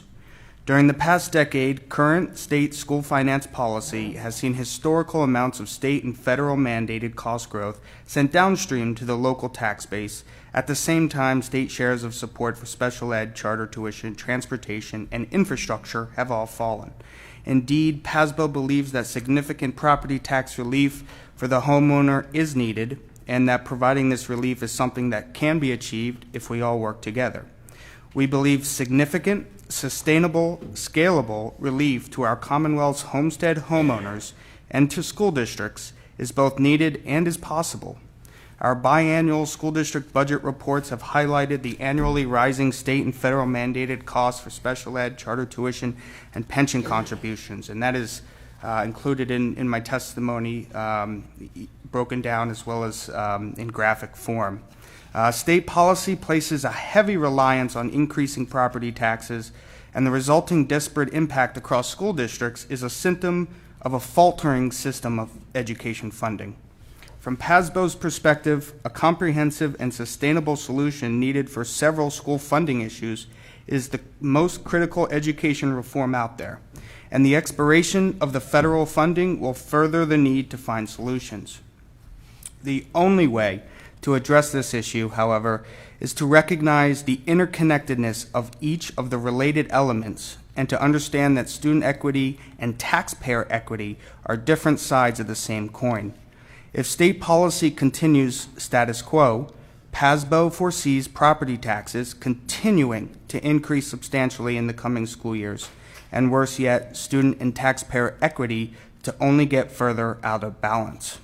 The only way to address this issue is for policymakers to recognize that everything within the state's school finance policy is all one interconnected conversation, and there cannot be any meaningful and long-term success for any proposed tax relief or reform unless you have a comprehensive effort to tackle these issues together, because the solution is interconnected and cannot be siloed. Property tax reform in a vacuum will just be unsustainable without simultaneous action to address the annual increases in mandated costs that drive property tax increases. Addressing the inequities in our education system cannot happen and won't get more resources to students that need them until policies that are defunding classrooms are addressed. Until then, ever-growing mandates will simply divert money out of our classrooms. Fortunately, a stronger state effort to provide mandate relief coupled with effective tax relief can be done through state funding on a wider and more sustainable tax base that results in benefits for both students and taxpayer. By doing this, lawmakers can relieve school districts of increasing mandated costs, remedy the school funding lawsuit, and provide substantial property tax relief to homeowners and businesses. PASBO recognizes the need for a solution, and we have in the past proposed our own legislative solution for common sense property tax relief and reform. Our proposal would provide substantial property tax relief to renters and homeowners, especially our most vulnerable population, such as seniors with fixed incomes struggling to pay their bills. Our proposal provides property tax relief to the local businesses who are currently trying to recover from losses experienced during the pandemic. Our proposal provides critically needed mandate relief for schools by helping them cover the growth in special ed, instructional, and support services. Our proposal brings the state back to the funding table by reinstating and improving the previous state reimbursement to school districts for charter school tuition. Our proposal begins to resolve the severe historical inequities that the school funding lawsuit aims to remedy by leveling up those districts with the most need and the least resources available. PASBO believes it is possible to enact and implement effective school property tax relief and reform in this Commonwealth. It's just a big, comprehensive discussion, and lawmakers have to approach it in a way they haven't before, as one issue and one conversation in school finance. PASBO thanks the members of the House Majority Policy Committee for the opportunity to participate in your critically important discussion and for the opportunity to submit our ideas and recommendations for comprehensive property tax relief and reform. We look forward to working with members here on your caucus and welcome all questions and feedback. Thank you. Thank you for your testimony. Turn to questions from the members. Representative Maloney. Yeah, I'll try to make this quick. The lawsuit that you're referring to, is that under as far as the equitable funding? Yeah, that's before the Supreme Court? The Commonwealth Court case, yes, that deals with the state's funding system. Okay. Yeah, they would be heroes in Pennsylvania if they said it shouldn't be on the backs of a homeowner. So I appreciate that.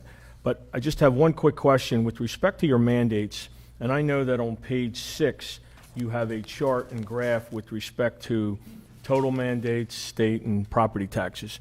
If you could at some time provide us with what those mandates are and how that came to that place, we would very much appreciate it. If you look at my testimony, especially on page 2, we call that, and I didn't speak to it in my testimony, the education deficit. So it looks at 10-year change of the 3 cost drivers: pension, special ed, and charter tuition.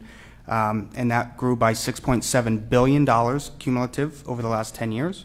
While the state increase in funding for those mandates. I understand that, but there is a whole lot more about mandates, and we've heard it for years and years. And I just would like it to be clarified, because we probably have heard the cost drivers today of those mandates, but there has to be an overall. As a matter of fact, I thought there was a study done on that. If you could provide that at another date, that would be great for us. Okay. Thank you. Yep. Representative Gatos. Yeah, and this is actually a follow-on to Representative Maloney's question. I've had a discussion with a lot of my school boards, and when you talk about specific mandates, I've asked, I said, well, could you provide us with a list of mandates, specific ones that we should be looking at to help reduce these costs? So my question to the panelists is that could you provide us with a specific list of mandates that would help reduce some of these costs? Well, I think that the mandate itself that I'm speaking to today are 3 particular. One's the ECR rate, the pension system. Another one is IDEA at the federal level. It requires special education. And there's a Supreme Court case that recently kind of clarified the legal interpretation of an IEP. I'm not a lawyer, so I don't want to get into that. And then Article 17-A of the Pennsylvania School Code says a school district shall pay a charter school. And if that cost continues to increase, there are court cases that says the school district has to pay that. So those are the 3 sources of law that affect these mandates. Okay.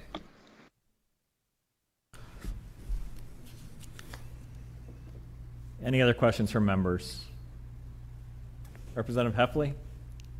And if you're way at the end of the table, I'm having a hard time seeing if anybody has a question. So please get my attention. Thank you. And I think we're all very aware of the mandates, and obviously the pension cost is a pension cost, right? It was deferred for many years. We passed pension reform, and now the state is putting in their fiduciary responsibility, and that needs to be paid, right? So that's, I know it's a mandated cost, but that's a cost. I mean, the school district set the salaries. Pensions are dependent upon those salaries, so that a lot of that comes back to how those contracts are negotiated. So not to dwell on that, but and we look at mandated costs. One of the things that I find concerning is we're seeing right now increases in just to get anybody to work at all is a challenge, and we're seeing those salaries increase. So if you take the minimum wage, do you have an assessment of how many employees across this Commonwealth that work in school districts that are paid below the minimum wage of $15 an hour? And if the minimum wage is set at $15 an hour, that means anybody making $15, $16, or $17 an hour is now going to have to make $20 or $30 an hour to keep them employed. What would that cost be? There's been an assessment from your department as the what that cost would be to the property taxpayers and those on a fixed income across the Commonwealth if something like that was to be passed? So in terms of the minimum wage increase, we actually we've had conversations in the past with the Independent Fiscal Office just regarding that kind of projection. The data is very difficult because the data that's reported, particularly for minimum wage, so you're going to have custodial staff, you're going to have those hourly wages. They don't get reported like professional employee salaries are. So in terms of the data and the count, we could do a survey, but we have not done the actual assessment of what that impact would be. But it would. There are members, I think, regionally where school districts, the cost of living is different. Obviously, the state is very diverse, and where prevailing wage or whatever the average wage is much different, the median wage. So in those areas, there would be more prevalency of minimum wage positions.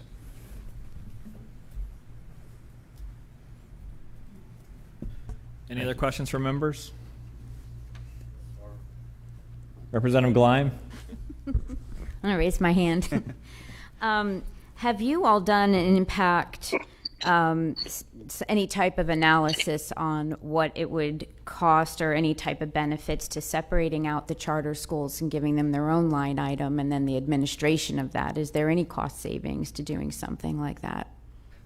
I guess it would depend on how the tuition is calculated at the state. If it continues to use the same formula, it would, the average tuition rate growth is about 7% per year. So in terms of the cost, it would be a continuing cost growth. We have not done a projection on what the impact would be in terms of budget. I mean, I will say that based on our estimates, charter school tuition during this past year is about $2.7 billion, with the cyber growth about $500 million this year.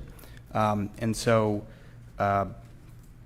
it would be a significant shift. Now, of course, if that is in the budget and you have those fixed costs in a school district, for example, kid goes to a charter school, PP&L doesn't lower your electric bill. And so I would say that there would be an impact to the budget process, but in terms of a fiscal projection, we have not done that. Okay, then I just follow up on that then. How do you know that would be impactful is one of the three things, is that school districts would get rid of that mandate then. I mean, if school districts get rid of the mandate to pay charters, and then, are you just saying that you get rid of charters then? I'm sorry, can you repeat that? So I'm just confused a little bit as how, your Act 17A, the school districts shall pay charter schools, and you're saying that's a mandate right now, correct? Correct. So to get rid of that mandate, what are you suggesting the positive impact solution to that would be? So 10 years ago, the positive impact would be a reimbursement. The state actually used to reimburse school districts for the costs. It was taken out in 2010, 11, 12 because of the recession. And so that was a direct hit. And so that, I don't want to get into changing policy in terms of that section, but in terms of a positive impact, in my testimony, a state reimbursement for that growing cost would positively impact school districts. It would help to relieve that cost growth. Thank you. Thank you very much for your testimony today. We appreciate you being here with us. Our next testifier is William Johnston Walsh, the State Director of the Pennsylvania AARP. Thank you, sir, for being here with us, and you may proceed whenever you're ready.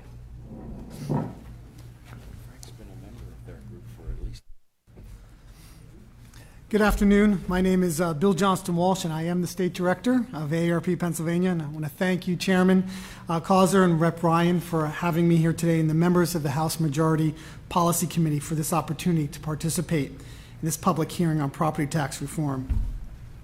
As many of you know, AARP is the largest nonprofit, nonpartisan organization representing the interests of Americans age 50 plus and their families.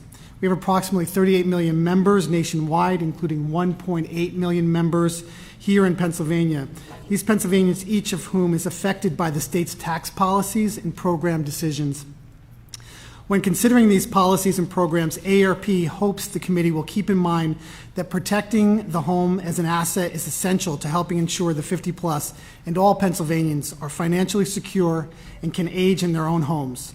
These are our two key components of AARP's advocacy agenda.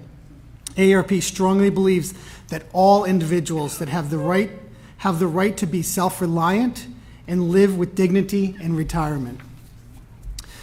Since I submitted detailed written testimony in the essence of time, my verbal testimony will serve more as a summary. Moving beyond today's public hearing, AARP stands ready to continue to work with you on this important area of concern for so many Pennsylvanians.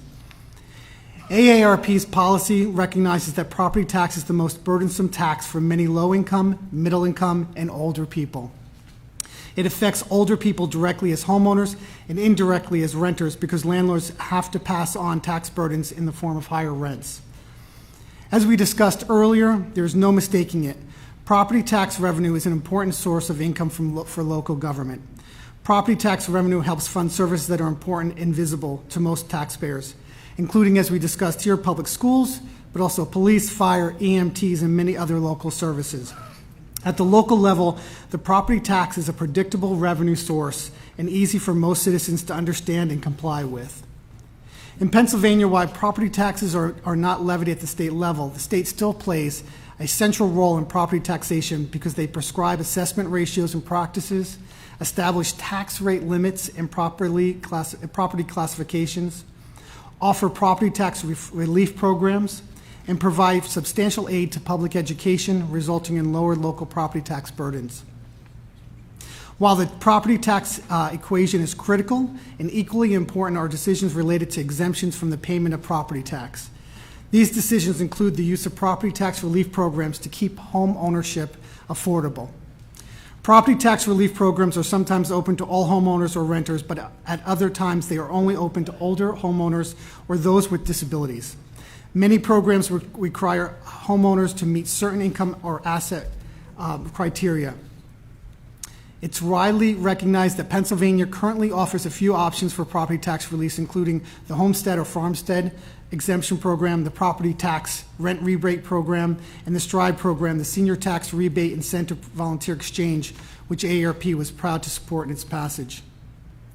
Recognizing that additional relief is needed, AARP has been working on ideas to provide additional property tax relief to residents nationwide that balance local government's need for revenue with taxpayers' need for financial flexibility to age in their own homes. And we've been working very closely with Rep. Ryan, as he discussed earlier.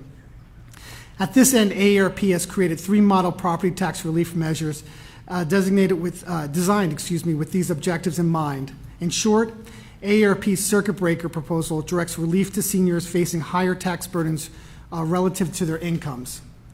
Our tax deferral proposal allows seniors to defer paying some portion of the property taxes until they sell their home or they die. And our third proposal recommends billing taxpayers monthly for property taxes. Doing so would eliminate the large, often overwhelming lump sum payment normally associated with property taxes. It would also potentially provide a more consistent cash flow for local governments and allow homeowners an ability to budget their expenses. Again, in the essence of our time together today, AARP is happy to share drafts of these proposals or arrange for a presentation to the committee as a whole or to any member who would like it. Another major area to consider that was also discussed earlier when assessing property tax relief programs is making absolutely certain that eligible homeowners and renters are educated and informed about them. Any state law enacting a new program is useless unless eligible homeowners and renters know about it and are aware of it. Along with program awareness, many eligible homeowners and renters may also need assistance with filling out and submitting the required paperwork in order to qualify for these programs. In addition to this assistance being offered through many of your district offices, older taxpayers are often alerted to property tax relief programs through AARP's Tax Aid program, which provides free tax preparation and assistance to low and middle income taxpayers. Prior to the coronavirus pandemic in 2019 tax season, AARP's tax volunteers helped more than 108,000 Pennsylvania residents and claim over $76,000 in federal refunds and $5.4 million in earned income tax credits. The program was offered at approximately 283 sites throughout the Commonwealth, including senior centers, libraries, and other convenient locations. While COVID-19 restrictions impacted the 2020 program, AARP's Tax Aid program adapted by offering four options to help taxpayers fill out their forms and file their tax returns. These include options low contact-free self-preparation with the tax filing deadline even having been extended. In-person services were also available in some of these areas with strict physical distancing and masking requirements in place. AARP is also expanding its efforts to help homeowners and renters access available property tax relief. Our foundation has developed a Property Tax Aid, a free program that helps eligible homeowners use software to apply for property tax relief. The program is currently serving in 13 states and the District of Columbia and plans to expand nationwide to all states that offer property tax relief, including Pennsylvania. Details about the program's expansion into our state are still evolving, and I'll be able to get back to you soon with more details. Lastly, I would like to briefly comment on a report supported by AARP called the Longevity Economy Outlook, which demonstrates that the sheer magnitude of the contributions of Americans aged 50 and older to all of society. The report is a timely reminder that frequently too much of the conversation about aging dwells on costs and burdens of older Americans. The conversation should also take into consideration that 50-plus population is an increasingly powerful force as workers, consumers, entrepreneurs, and active participants in their communities. Pennsylvania's 50-plus create an economic impact much greater than their proportion of the population in their state. You got to consider this. Pennsylvania's older residents contribute to the state's economy to the tune of $336 billion, or 44% of Pennsylvania's GDP, despite only making up 39% of the state's population in 2018. Their activities also supported 3.7 million jobs for Pennsylvanians of all ages and generated $245 billion in wages and salaries. The purchasing power of Pennsylvania's 50-plus population will generate tax revenue for decades to come. In 2018, the market activities of people 50-plus supported $28 billion in state and local taxes. That's 41% of Pennsylvania's total. This figure is expected to triple to $94 billion by 2050. Older Pennsylvanians also contributed $31.7 billion in unpaid caregiving in 2018 for spouses, parents, aunts, uncles, and Pennsylvania's children, and $7.3 billion in volunteering activities. While we are happy to share more details of this report with the committee, in closing, AARP believes that protecting the home as an asset is essential for helping all Pennsylvanians achieve financial security and affording them the opportunity to age in their own home, something that people of Pennsylvania overwhelmingly support. We thank the committee again for the opportunity to testify today. AARP stands ready to work with the committee as you consider potential solutions to the burdens created by rising property taxes in our state, and I'm happy to answer any questions you may have. Thank you very much, sir. Any questions from members? Representative Jones. Yeah, thank you for your testimony. One of the things that we ran into in our district, and I'm sure probably everywhere, Representative Ryan had what I thought was a great bill last session. Unfortunately, this whole issue got sort of backburnered for the last year and a half while we were sending even more money to schools, half of whom refused to educate our kids, but that's another issue. I found when we tried to message this to our seniors, they went a lot of folks, I should say, shouldn't put everybody in one bucket, went immediately to, you're going to tax my pension. Well, I believe I believe, and Representative Ryan can correct me because he has an amazing grasp of the data, I think it's about 2/3 of our retirees only collect Social Security. And we weren't going to, his proposal at least, was not going to tax Social Security.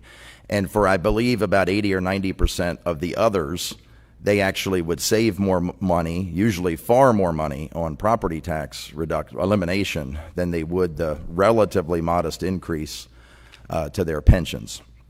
That was extremely challenging to message that, and it seems to me you're the ideal vehicle, the group that needs to do that. Obviously, part of that falls on us, but I found that, and I'm interested just in your experience, but that really almost stymied it right out of the gate because it's hard to deliver that message. But when you run the numbers, again, it's true, as I recall, for like 80 or 90% of our seniors. It does penalize those that that we're frugal and have a good retirement income and live in a small home, quite frankly. But helping with that messaging, and then for the sake of time, I have sort of a follow-up question, but we could probably combine them. The other thing that I think is a challenge on messaging is we need to understand, and Representative Gillen referenced this when he talked about his daughter, when you have such a high tax burden, when our state is growing older, smaller, and poorer by the day. The only group that's growing is the over 85 group, and I think many of them would move if they could afford to. But we need young people here. This is more than just the amount of money you're paying in tax. We are literally running out of people to staff nursing homes and assisted living and to repair the roads and to come out and fix your plumbing when it breaks. And it seems to me that we need all the help we can get from AARP and others to message that to our seniors, because again, a lot of them were just shutting down immediately when they heard taxing pension, even though the vast majority of them would benefit in the big scheme of things. So I'm just curious what you have done, what you've learned there, what we can do better. Thanks. Sure. Great. Thank you, Representative Jones. You are right on message. It is about messaging, it's about communication, it's about education. When we were working with Representative Ryan, we were able to do a survey, and basically what we're doing with the education has to be exactly the way we're saying it. We have to break it down. We have to show them that they're going to be getting more in the way of property tax relief than they would on their retirement. When you do a survey, or when you put it out there and you just say that we're going to be taxing your retirement income, everyone's minds go all over the place. They're basically just worried. They're all on, a lot of them are on fixed incomes. They're not working anymore. They have money coming in and money going out, and they need to make sure that that stays as even as possible. And when we start talking about taxing that, yes, it worries a lot of people. So we have to make sure that the messaging and the education is that if we do this, your tax burden on this particular side will be going down and possibly going up. It depends on where you are around the state, but for the most part, you will be benefiting from this. And we need to make sure that we lay that out. And ARP is willing to work with the legislature and work with all of you to make sure once we hear the proposal and the right proposal, we'd be glad to be on board and educate you with that. Any other questions from members? Seeing none, thank you very much for your testimony, sir. Thank you. All right. Our next testifier is Ron Boltz, president of the Pennsylvania Liberty Alliance. But first, an announcement from Representative Ryan. This is probably the most important message you'll hear coming from me all day today. We have cookies in the back and water. And that, please enjoy yourself. There are no calories with any of the cookies. And the water is extraordinarily high in calories, so enjoy. A very important message. Thank you, sir, for being here with us, and you may proceed. Thanks for mentioning that after I come up here, Frank. That's the reason I waited that long to say that. No, because you can tell I don't need the cookies, so. All right, thank you all for having me. The property tax continues to be the most universally despised tax for several good reasons. Increasing tax bills that have historically more than doubled the rate of inflation, of course, are one of those reasons, but perhaps a bigger reason are the gross inequities, unfairness, and the regressive nature of the tax. If expressed as a percentage of income, no two homeowners pay the same rate except by chance. Generally speaking, the wealthy tend to pay a lower rate, while the middle and lower classes tend to pay a higher rate of their income. Enshrined in our state constitution is the Uniformity Clause, which lays out the basic principle that no taxpayer should pay any more or any less than his or her fair share of government. Clearly, the property tax system is anything but uniform. The property tax has always resulted in homeowners paying more or less than their share of government because it's not based on income or consumption. It's become even less uniform over the years as we've added programs like Clean and Green, KOZs, and LRTAs.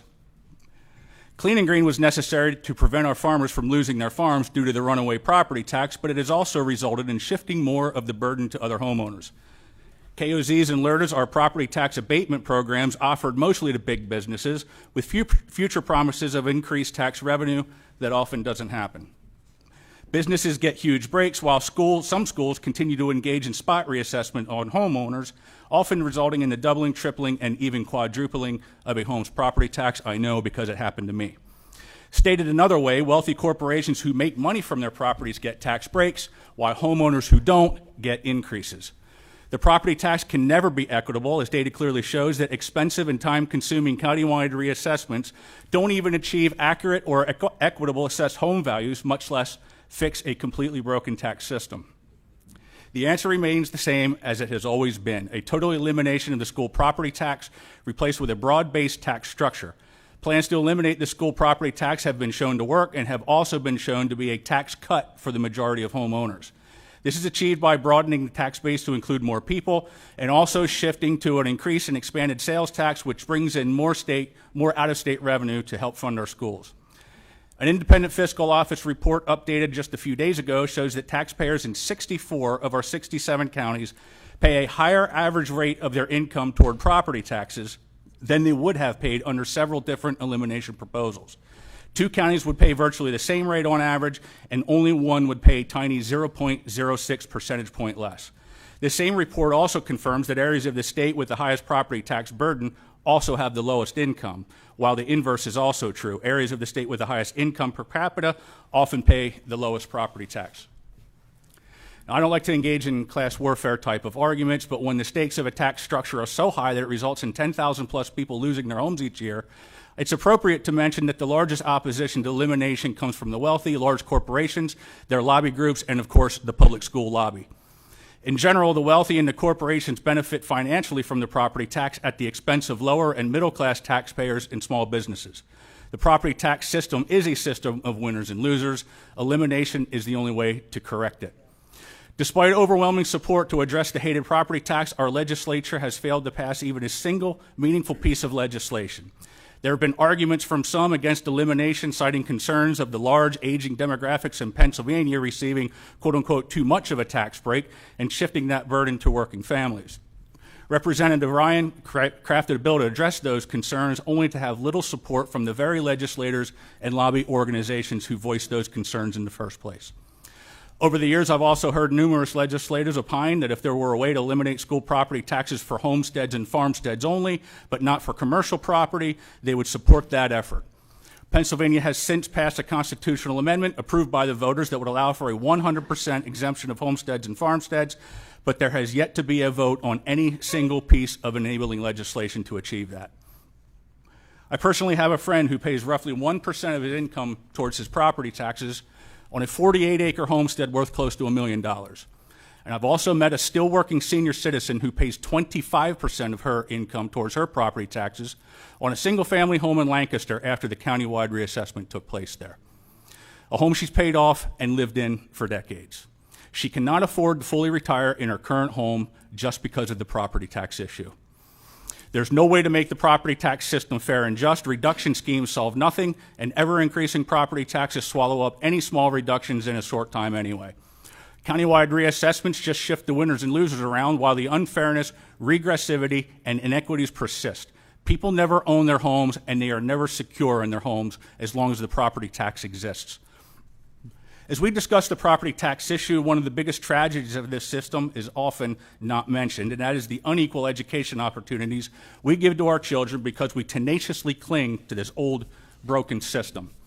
Depending on how much property tax revenue your school district is able to bring in determines how much money is spent on your children in that district. Our children's education is determined by where they live because of this ridiculous property tax system. Why are our children's educational opportunities determined by how much assessed property value we have in each school district? Complete elimination is achievable and remains the only solution to fix the many inherent problems with the current property tax structure.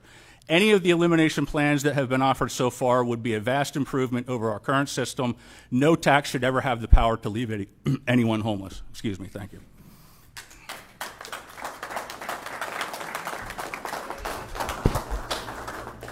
Thank you very much for your testimony. I'll turn to questions from the members. Representative Maloney. Thank you, Mr. Chairman. Thanks, Ron. I appreciate it. I know you and the next testifier are probably the two most thorough, caring citizens who have done deep dives into this subject, and I appreciate you for it. I think you summarized probably hours worth of testimony here today as to why we're even here and why this is so difficult. And I will tell you on a personal level that it's frustrating to me, and it's going to take some conviction and leadership because, as you said, all these things have been said and done and keeps going on and nothing happens. So that's been my frustration, and that's where I stand to this day. So thank you. Thank you. Representative Joswiak. Thank you, Mr. Chairman. Mr. Boltz, we've run into one another along the way over the years on this issue, and you are a staunch supporter of this, and as I am as well. As I was looking at the PASBO's relief of school property tax and their proposals, what do you think of those proposals? Well, the problem is two things. Targeted relief only shifts the burden to those who are not, quote unquote, targeted. So some people get a break, others get the burden. We get to pick up even more. And, you know, the working families out there, we're having trouble paying our property taxes as well. So we're going to take a large demographic and say, okay, we're going to give you relief or elimination. Guess who gets to pick that up? The rest of the people. It doesn't really solve the problem. And the other issue, the big issue to me, is relief for renters. Now, I understand, as we always talk about, the property tax absolutely results in rents going up. Of course, the landlord has to pass that cost on to the renter. But wouldn't it be a better system to give the relief, or better, well, let's not even say relief, eliminate the school property tax for the homeowner, rents then come down, and then also the better thing that happens out of that is now that renter has a better opportunity to purchase his or her first home. We did a lot of research and data crunching in different areas, and I remember one offhand was Upper Darby. We looked at a bunch of homes that were sold in Upper Darby. It's kind of a low income area, and we looked at the cost of the home and figured out what the mortgage payment would be on some of those homes in Upper Darby, and the property tax in some cases would be double what the mortgage payment would be.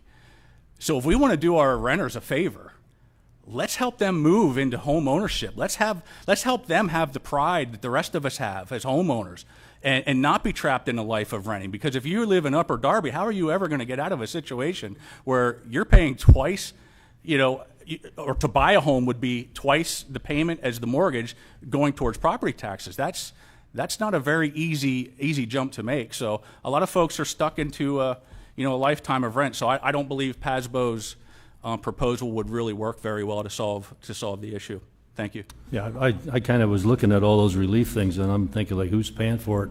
And I thought you and I are going to, but I wanted somebody to say that, and thank you for saying that. I noticed on the school choice, you know, parents can have school choices. How are they supposed to pay for that? Well, unfortunately, with the current system, they would have to pay for, if they're going to a private school, they have to pay for. They still have to pay their property tax to the local school district plus tuition on top of it. So I personally believe that one of the reasons the school lobby, it's one of the unmentioned reasons I believe the school lobby is so opposed to property tax elimination, is because it actually opens up more school choice opportunities. Because if parents are now saving $3,000, $5,000 on school property taxes, that makes it much, much easier for them to then pay tuition towards school choice. And I think we're seeing now, especially, a lot of parents with the desire to maybe move beyond their public school system. As a school board member myself, or previously I was a school board member, I can tell you the public school system isn't necessarily for every child. And why shouldn't parents have the ability to determine where they send their children for education? And it would just create more competition, and I think our education overall would benefit from that as well. So eliminating the school property tax would certainly help in that regard, in my opinion. Thank you for your testimony, and I have to agree with you. Elimination is the only way to go. Thank you. Thank you very much, Mr. Chairman. Representative Jerry Knowles. Thank you, Mr. Chairman. I'm sorry I couldn't be with you physically today, but I'm happy to participate remotely. Ron, you and I go back a long way. I thank you for your vigilant fight with the elimination of school property taxes. I think you may have just answered my question in finishing up with Representative Joswiak, but I just want to make it perfectly clear. What is your association's position on reduction of school property taxes as opposed to total elimination? My position is I don't want to see a reduction scheme, because, and I say scheme because of, obviously in the past we've had the casino revenue debacle that had these huge promises, right? We all remember it. Oh, we're going to eliminate school property. Well, that was really kind of the carrot just to get, I think, some of the legislators to vote for it, and public support, of course. And that didn't pan out. What do we get? Now a couple $100 here or there, if you're lucky. And of course, the increases going forward just chew up that little bit of relief in a very short time anyway. So that's why we consistently have said for at least a decade now, elimination is the only way to go. We currently have, as I mentioned earlier, all of these different homeowners paying different rates towards public education. That is completely non-uniform, unfair, and in my opinion, unconstitutional. Shifting towards an income tax, sales tax, now you have everybody paying the same exact rate towards funding the burden of public education. So, Jerry, my position hasn't changed. Elimination only. That's the way it is. Thank you. Well, I knew that, Ron, but I wanted to be certain it was on the record. I thank you for your testimony, and I thank you, Chairman, and I'll buzz off now. Thank you, Representative Knowles. Sir, I do have one question for you. You are obviously, you've looked at this issue in a very in-depth way and have a lot of knowledge on this topic, and you're very clear that elimination is, from your perspective, the only way to go. Do you have any comments on the cost driver side of things? We've talked about that here today, some of the costs driving up from the school district level. And one of the issues that seems to come up repeatedly is the fact that we have 500 school districts across the Commonwealth. In the work that you've done, do you have any thoughts on that topic and whether it's time to look at consolidation in ways that we should also be looking at cutting costs? Yeah, well, of course, the pension is the big issue. It's the 1,000-pound gorilla in the room every time we talk about cost drivers, right? So, in my opinion, the homeowner didn't create the issue. It's not their fault. I don't believe that we should be using that now as a reason to not eliminate school property tax. I mean, we're going to have to pay for it one way or the other. So we have to get towards a system of more fairness. And we can pay for the pension through an income tax and through increase in expanded sales taxes, just like we can pay for it through property taxes. So the cost driver arguments I understand, especially from being a school board member. I was petrified. I actually went into being a school board member as we were seeing those huge rate increases, and it's tough. It's tough. There's no question about it. But again, it's no reason. All we're doing here is shifting the way we pay for public education. And if we can pay for it through property taxes, why can't we pay for it also through an increased income tax and an increase in expanded sales tax, or whatever the combination of revenue sources may be that you come up with. As far as consolidation, this might actually surprise you a little bit. I don't believe it would work. I think we had in the past, maybe over 2,000. I think Jim, the guy coming up next behind me, he'll probably know more accurately than I will, but it used to be a lot more than 500 even, and we've consolidated down to 500, and we're still here talking about the property tax problem. I believe there were Representative Kiefer, I believe down in York, I don't know if it was your district or not necessarily, but there was a study, I forget, there were 2 schools that were looking at consolidating in York. I think it was one of the downtown districts and one of the suburban districts. And the cost analysis showed that it clearly wasn't going to save money. Where I come from in Pine Grove, it's been discussed, not very seriously, but issues, geographic problems creep up. So we're a rural district, so we're gonna merge, say, with Blue Mountain or Schuylkill Haven up the way. Now your cost of transportation, just skyrockets even more. We were paying over $5,000 a day in Pine Grove back then. So as it is, whose buildings do we ship the kids to? Do we build a new building and incur those costs somewhere in the middle? And what are we really gaining? We're maybe going to lose a couple high-end salaries, but in the grand scheme of things, have we really reduced the costs of the building, the teachers, the salaries, the pensions? We still need to educate the kids. So I personally don't think that the consolidation is really a meaningful answer for revenue savings, from my perspective. Thank you. Additional questions? Representative Jones?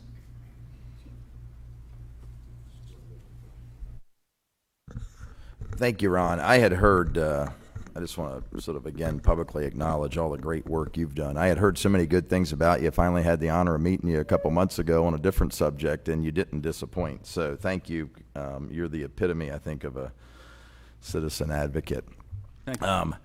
I had a couple of questions. I wasn't planning to mention it, but I do have to say that I don't believe that consolidation is the answer. You have to get, fundamental problem is the more we save, the more they spend. I was a school board member for 2 years, and you've got a fundamental problem with school board members not wanting to challenge the administration, who typically were teachers, and it's all about the kids, and I love kids. We have 4 adopted kids, so nobody wins the who loves kids more competition.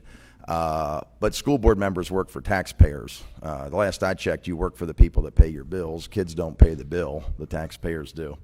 But that's sort of a little, but I do think consolidation, the study you referenced was a crummy study. Okay.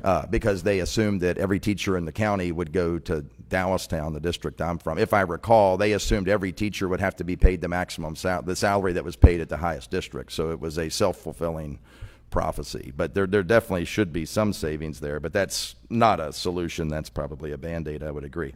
I was curious, the other quick comment I wanted to make that I think is lost a lot of times is, as bad as the General Assembly is historically, and it's pretty darn bad, I can tell you as a business guy being here a few years now, not talking about the people, I'm talking about the system and our, it's difficult to, we actually have raised, it's been a long, long time since we've raised sales or income tax. It's actually very difficult to do, which is a good thing.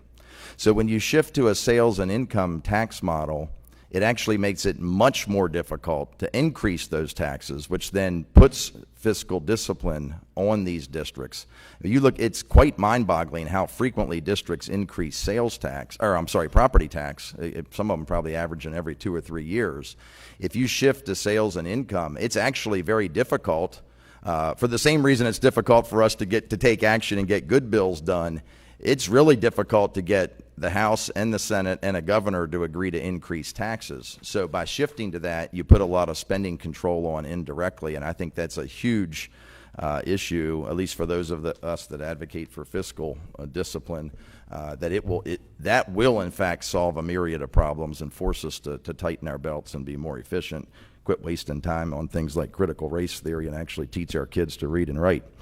I was curious if, and I apologize because I should know the answer, I don't, but I thought maybe there's at least 1 or 2 others in the room. Has anybody ever challenged, two questions on legal challenges, has anybody ever challenged in court what you pointed out, that this is a clear violation of the uniformity clause? Is the Supreme Court on record against that, or has that never really occurred? Probably not an expert to answer that question, but I think basically what happened is the uniformity clause said, you know, it has to be uniformed within a certain taxing district. So now we break it down. Well, it's not, doesn't have to be statewide because that's not your local school district, and it goes down the county. Well, it doesn't even have to be uniform within your county because, you know, you're in a different district, school district in that county. So maybe it only has to be uniform within your school district. And I can tell you the spot reassessment issue I brought up, challenges were brought up on the uniformity of spot reassessments. And I could spend 3 hours talking to you about that. I won't bore you with all of that nitty gritty. But in essence, the districts found a way to do appeals on homes. And like I said earlier, because of the data that STEB, it was STEB at the time, would use on how to calculate things, which is just as inaccurate as the assessed values were, some people saw a doubling or tripling of their property taxes. But the courts, unfortunately, not unanimously, there were a lot of good opposing opinions, excuse me, but they basically said, well, yeah, the schools can do this, even though it results in, you know, because of the process of the coefficient of dispersion and the common level ratios and all these other things I don't have time to get into here, when the courts basically said, when we apply these things, that makes it constitutional. Unfortunately, they said the process was constitutional, and nobody really argued, yeah, but the results are not. And so no, unfortunately, we're kind of stuck here. Okay. As far as you mentioned the increased rate of income and sales tax been 6% since 1968. Our income tax has only been raised one time in 29 years. Once in 29 years in the state of Pennsylvania.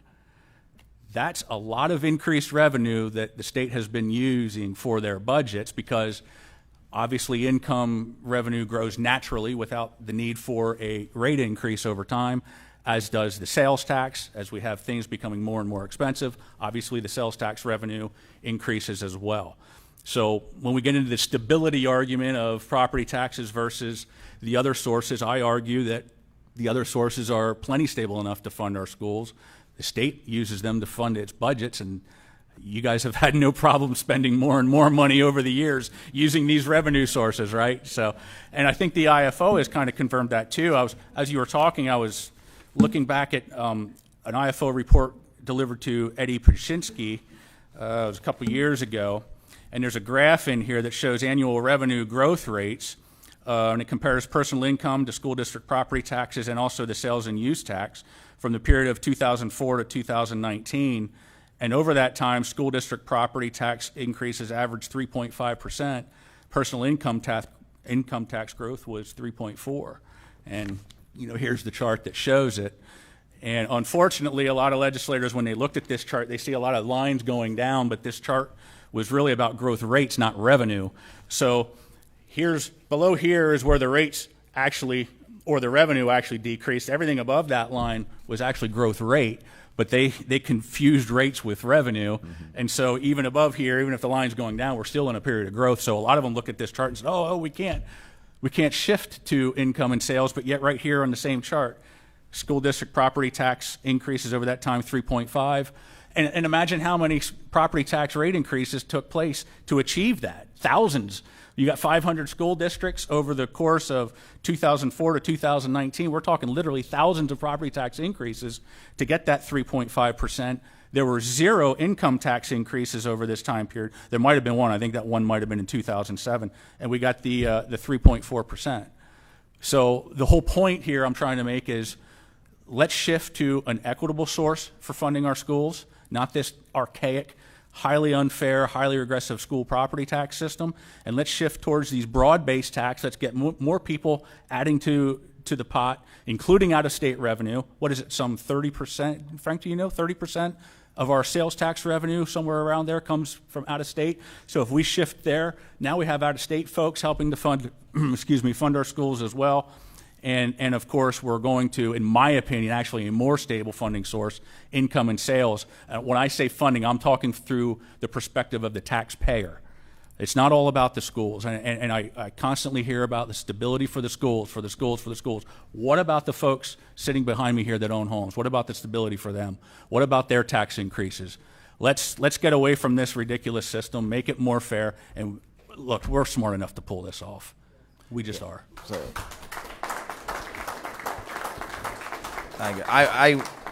For the sake of time, I'll defer to Rep. Maloney here, so I'll turn my questions into comments. But my colleagues will probably answer this for me offline. But the other thing, for the record, I'm not on my phone. I've been taking notes on my phone and actually pulled up the state constitution, and it says the General Assembly shall provide for the maintenance and support of a thorough and efficient system of public education to serve the needs of the Commonwealth.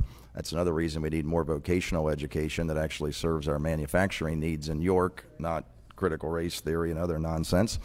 Did I mention that before? But it does say the Commonwealth is responsible, not the local taxpayer. But I think that's an interesting legal argument. And lastly, I wanted to say this is also not equitable for business in many instances either. Two of my very best friends, very quick example, one was in the golf business.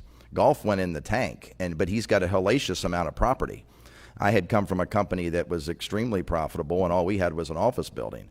So to suggest that the property, yes, it generates revenue, but to suggest that the property is an indicative of how much their ability is to pay, that's also a fallacy. Another buddy of mine has a big banquet hall. He got crushed during COVID. He still has to pay no one got more devastated than him. He still has to pay his property tax. So it's bad for business as well. And if we got rid of that, sort of to your point, we'd have more investment here. People would be spending less on property tax, and we would be paying more in salaries and spending more money. So that would drive up the revenue on income tax and on sales tax. So thank you. It certainly hurts the small businesses, no question about that. I mean, the large big box stores, how many products and services do they have to spread that property tax burden out across those many different products? Small business might not have that ability, so it certainly hurts a small business owner more so than it does a corporation or a big box store. And then imagine you're the small business guy paying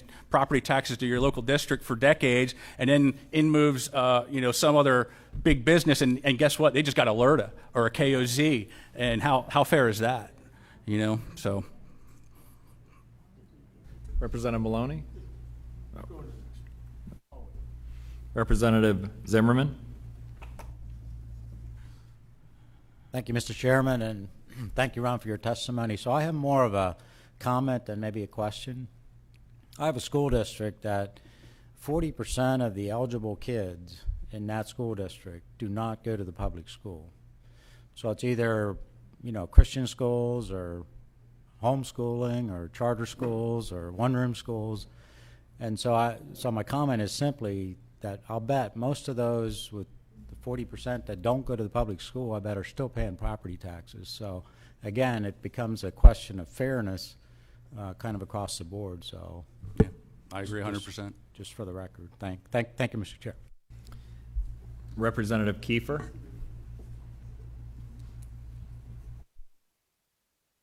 Thank you, Mr. Chairman. I do contend with you a little bit on that consolidation. Yes, I think you at least start to put some controlling costs on there. You get economy of scales, a few other things in there. And to your point, as far as the competition, I think that will generate some of the savings that would be needed. And you have that one other thing there with the cost drivers that you have are, we were listening to it. Oh, it's 6%, it's 7%. This is what, the increase just is. As a small business owner, I can't absorb a 6% increase. Right. And so as we did our budget this year, we're going through all the line items. Oh, this is just a cost to carry. Thinking cost to carry. No, we're not building that this year because we can't afford the lumber. And so that, some of those conversations, I know there's always that argument you can't compare the private and the public sector. You're constitutionally obligated to provide this service. But when we look at, there was a statistic here that's out, I just want to, the National Center for Education Statistics, from 1980 to 2016, inflation-adjusted per pupil spending in public schools increased 91%. 91%.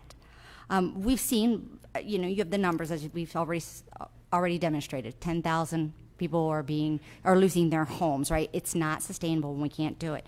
So I agree. I think we all have to come to the table, agree on the messaging of this and what we are going to be able to, everybody's going to be taking a little bit of this, right? So whether it's we come to an agreement on taxing pensions, or whether it is sales tax, or whether it, broadening the base and the increase of sales tax, income tax, whatever it is. I think we all have to come to the table and figure out, it's a little bit of pain sharing across the board to level the playing field, because I can tell you, when we are receiving about 35% of our funding from the state, and you've got other counties that are getting 70% from the state, something's got to come out in the laundry there.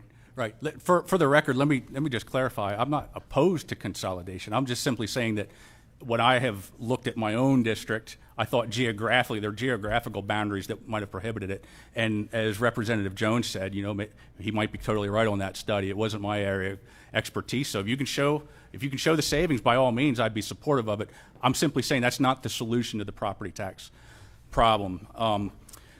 One other thing, the share. The state share supposedly going down. The state has never given schools less money, as we all know.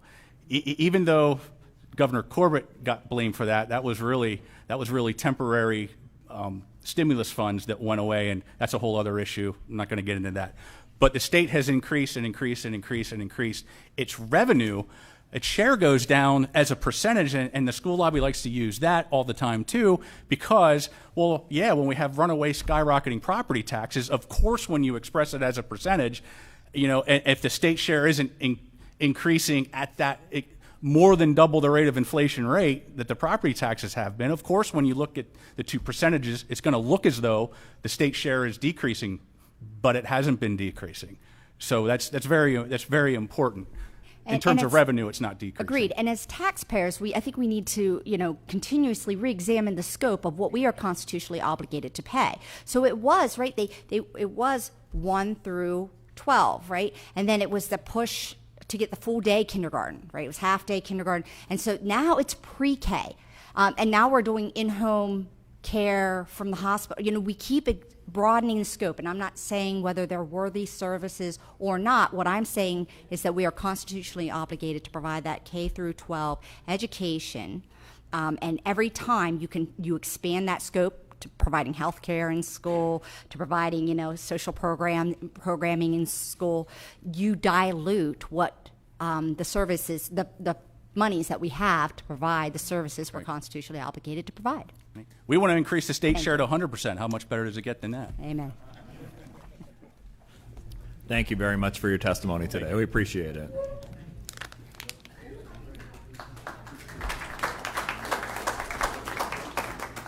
Our next testifier is Jim Rodkey, the founder of the Pennsylvania Property Rights Association. Thank you for being here, sir. Thank you. And you may proceed whenever you're ready.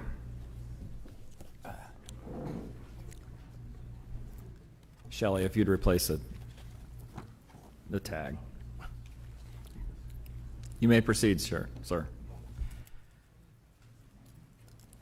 I'm going to cut right to the chase. There should be few things that are considered more sacred in our protected rights than that of the right of property to our homes.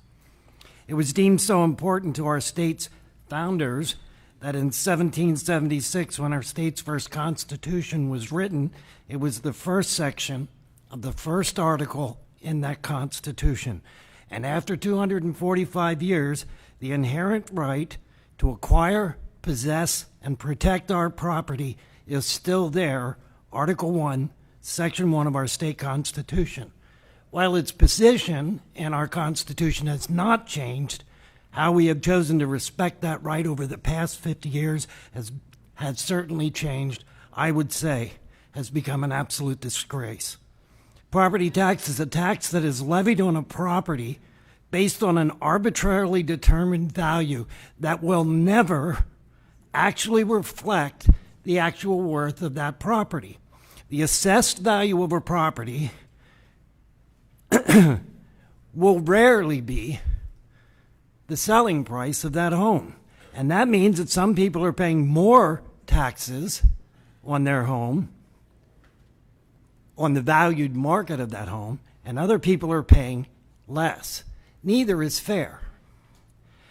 Whether it's based on an assumption of home value when you transfer this to percentage of income, we find over and above lower middle and lower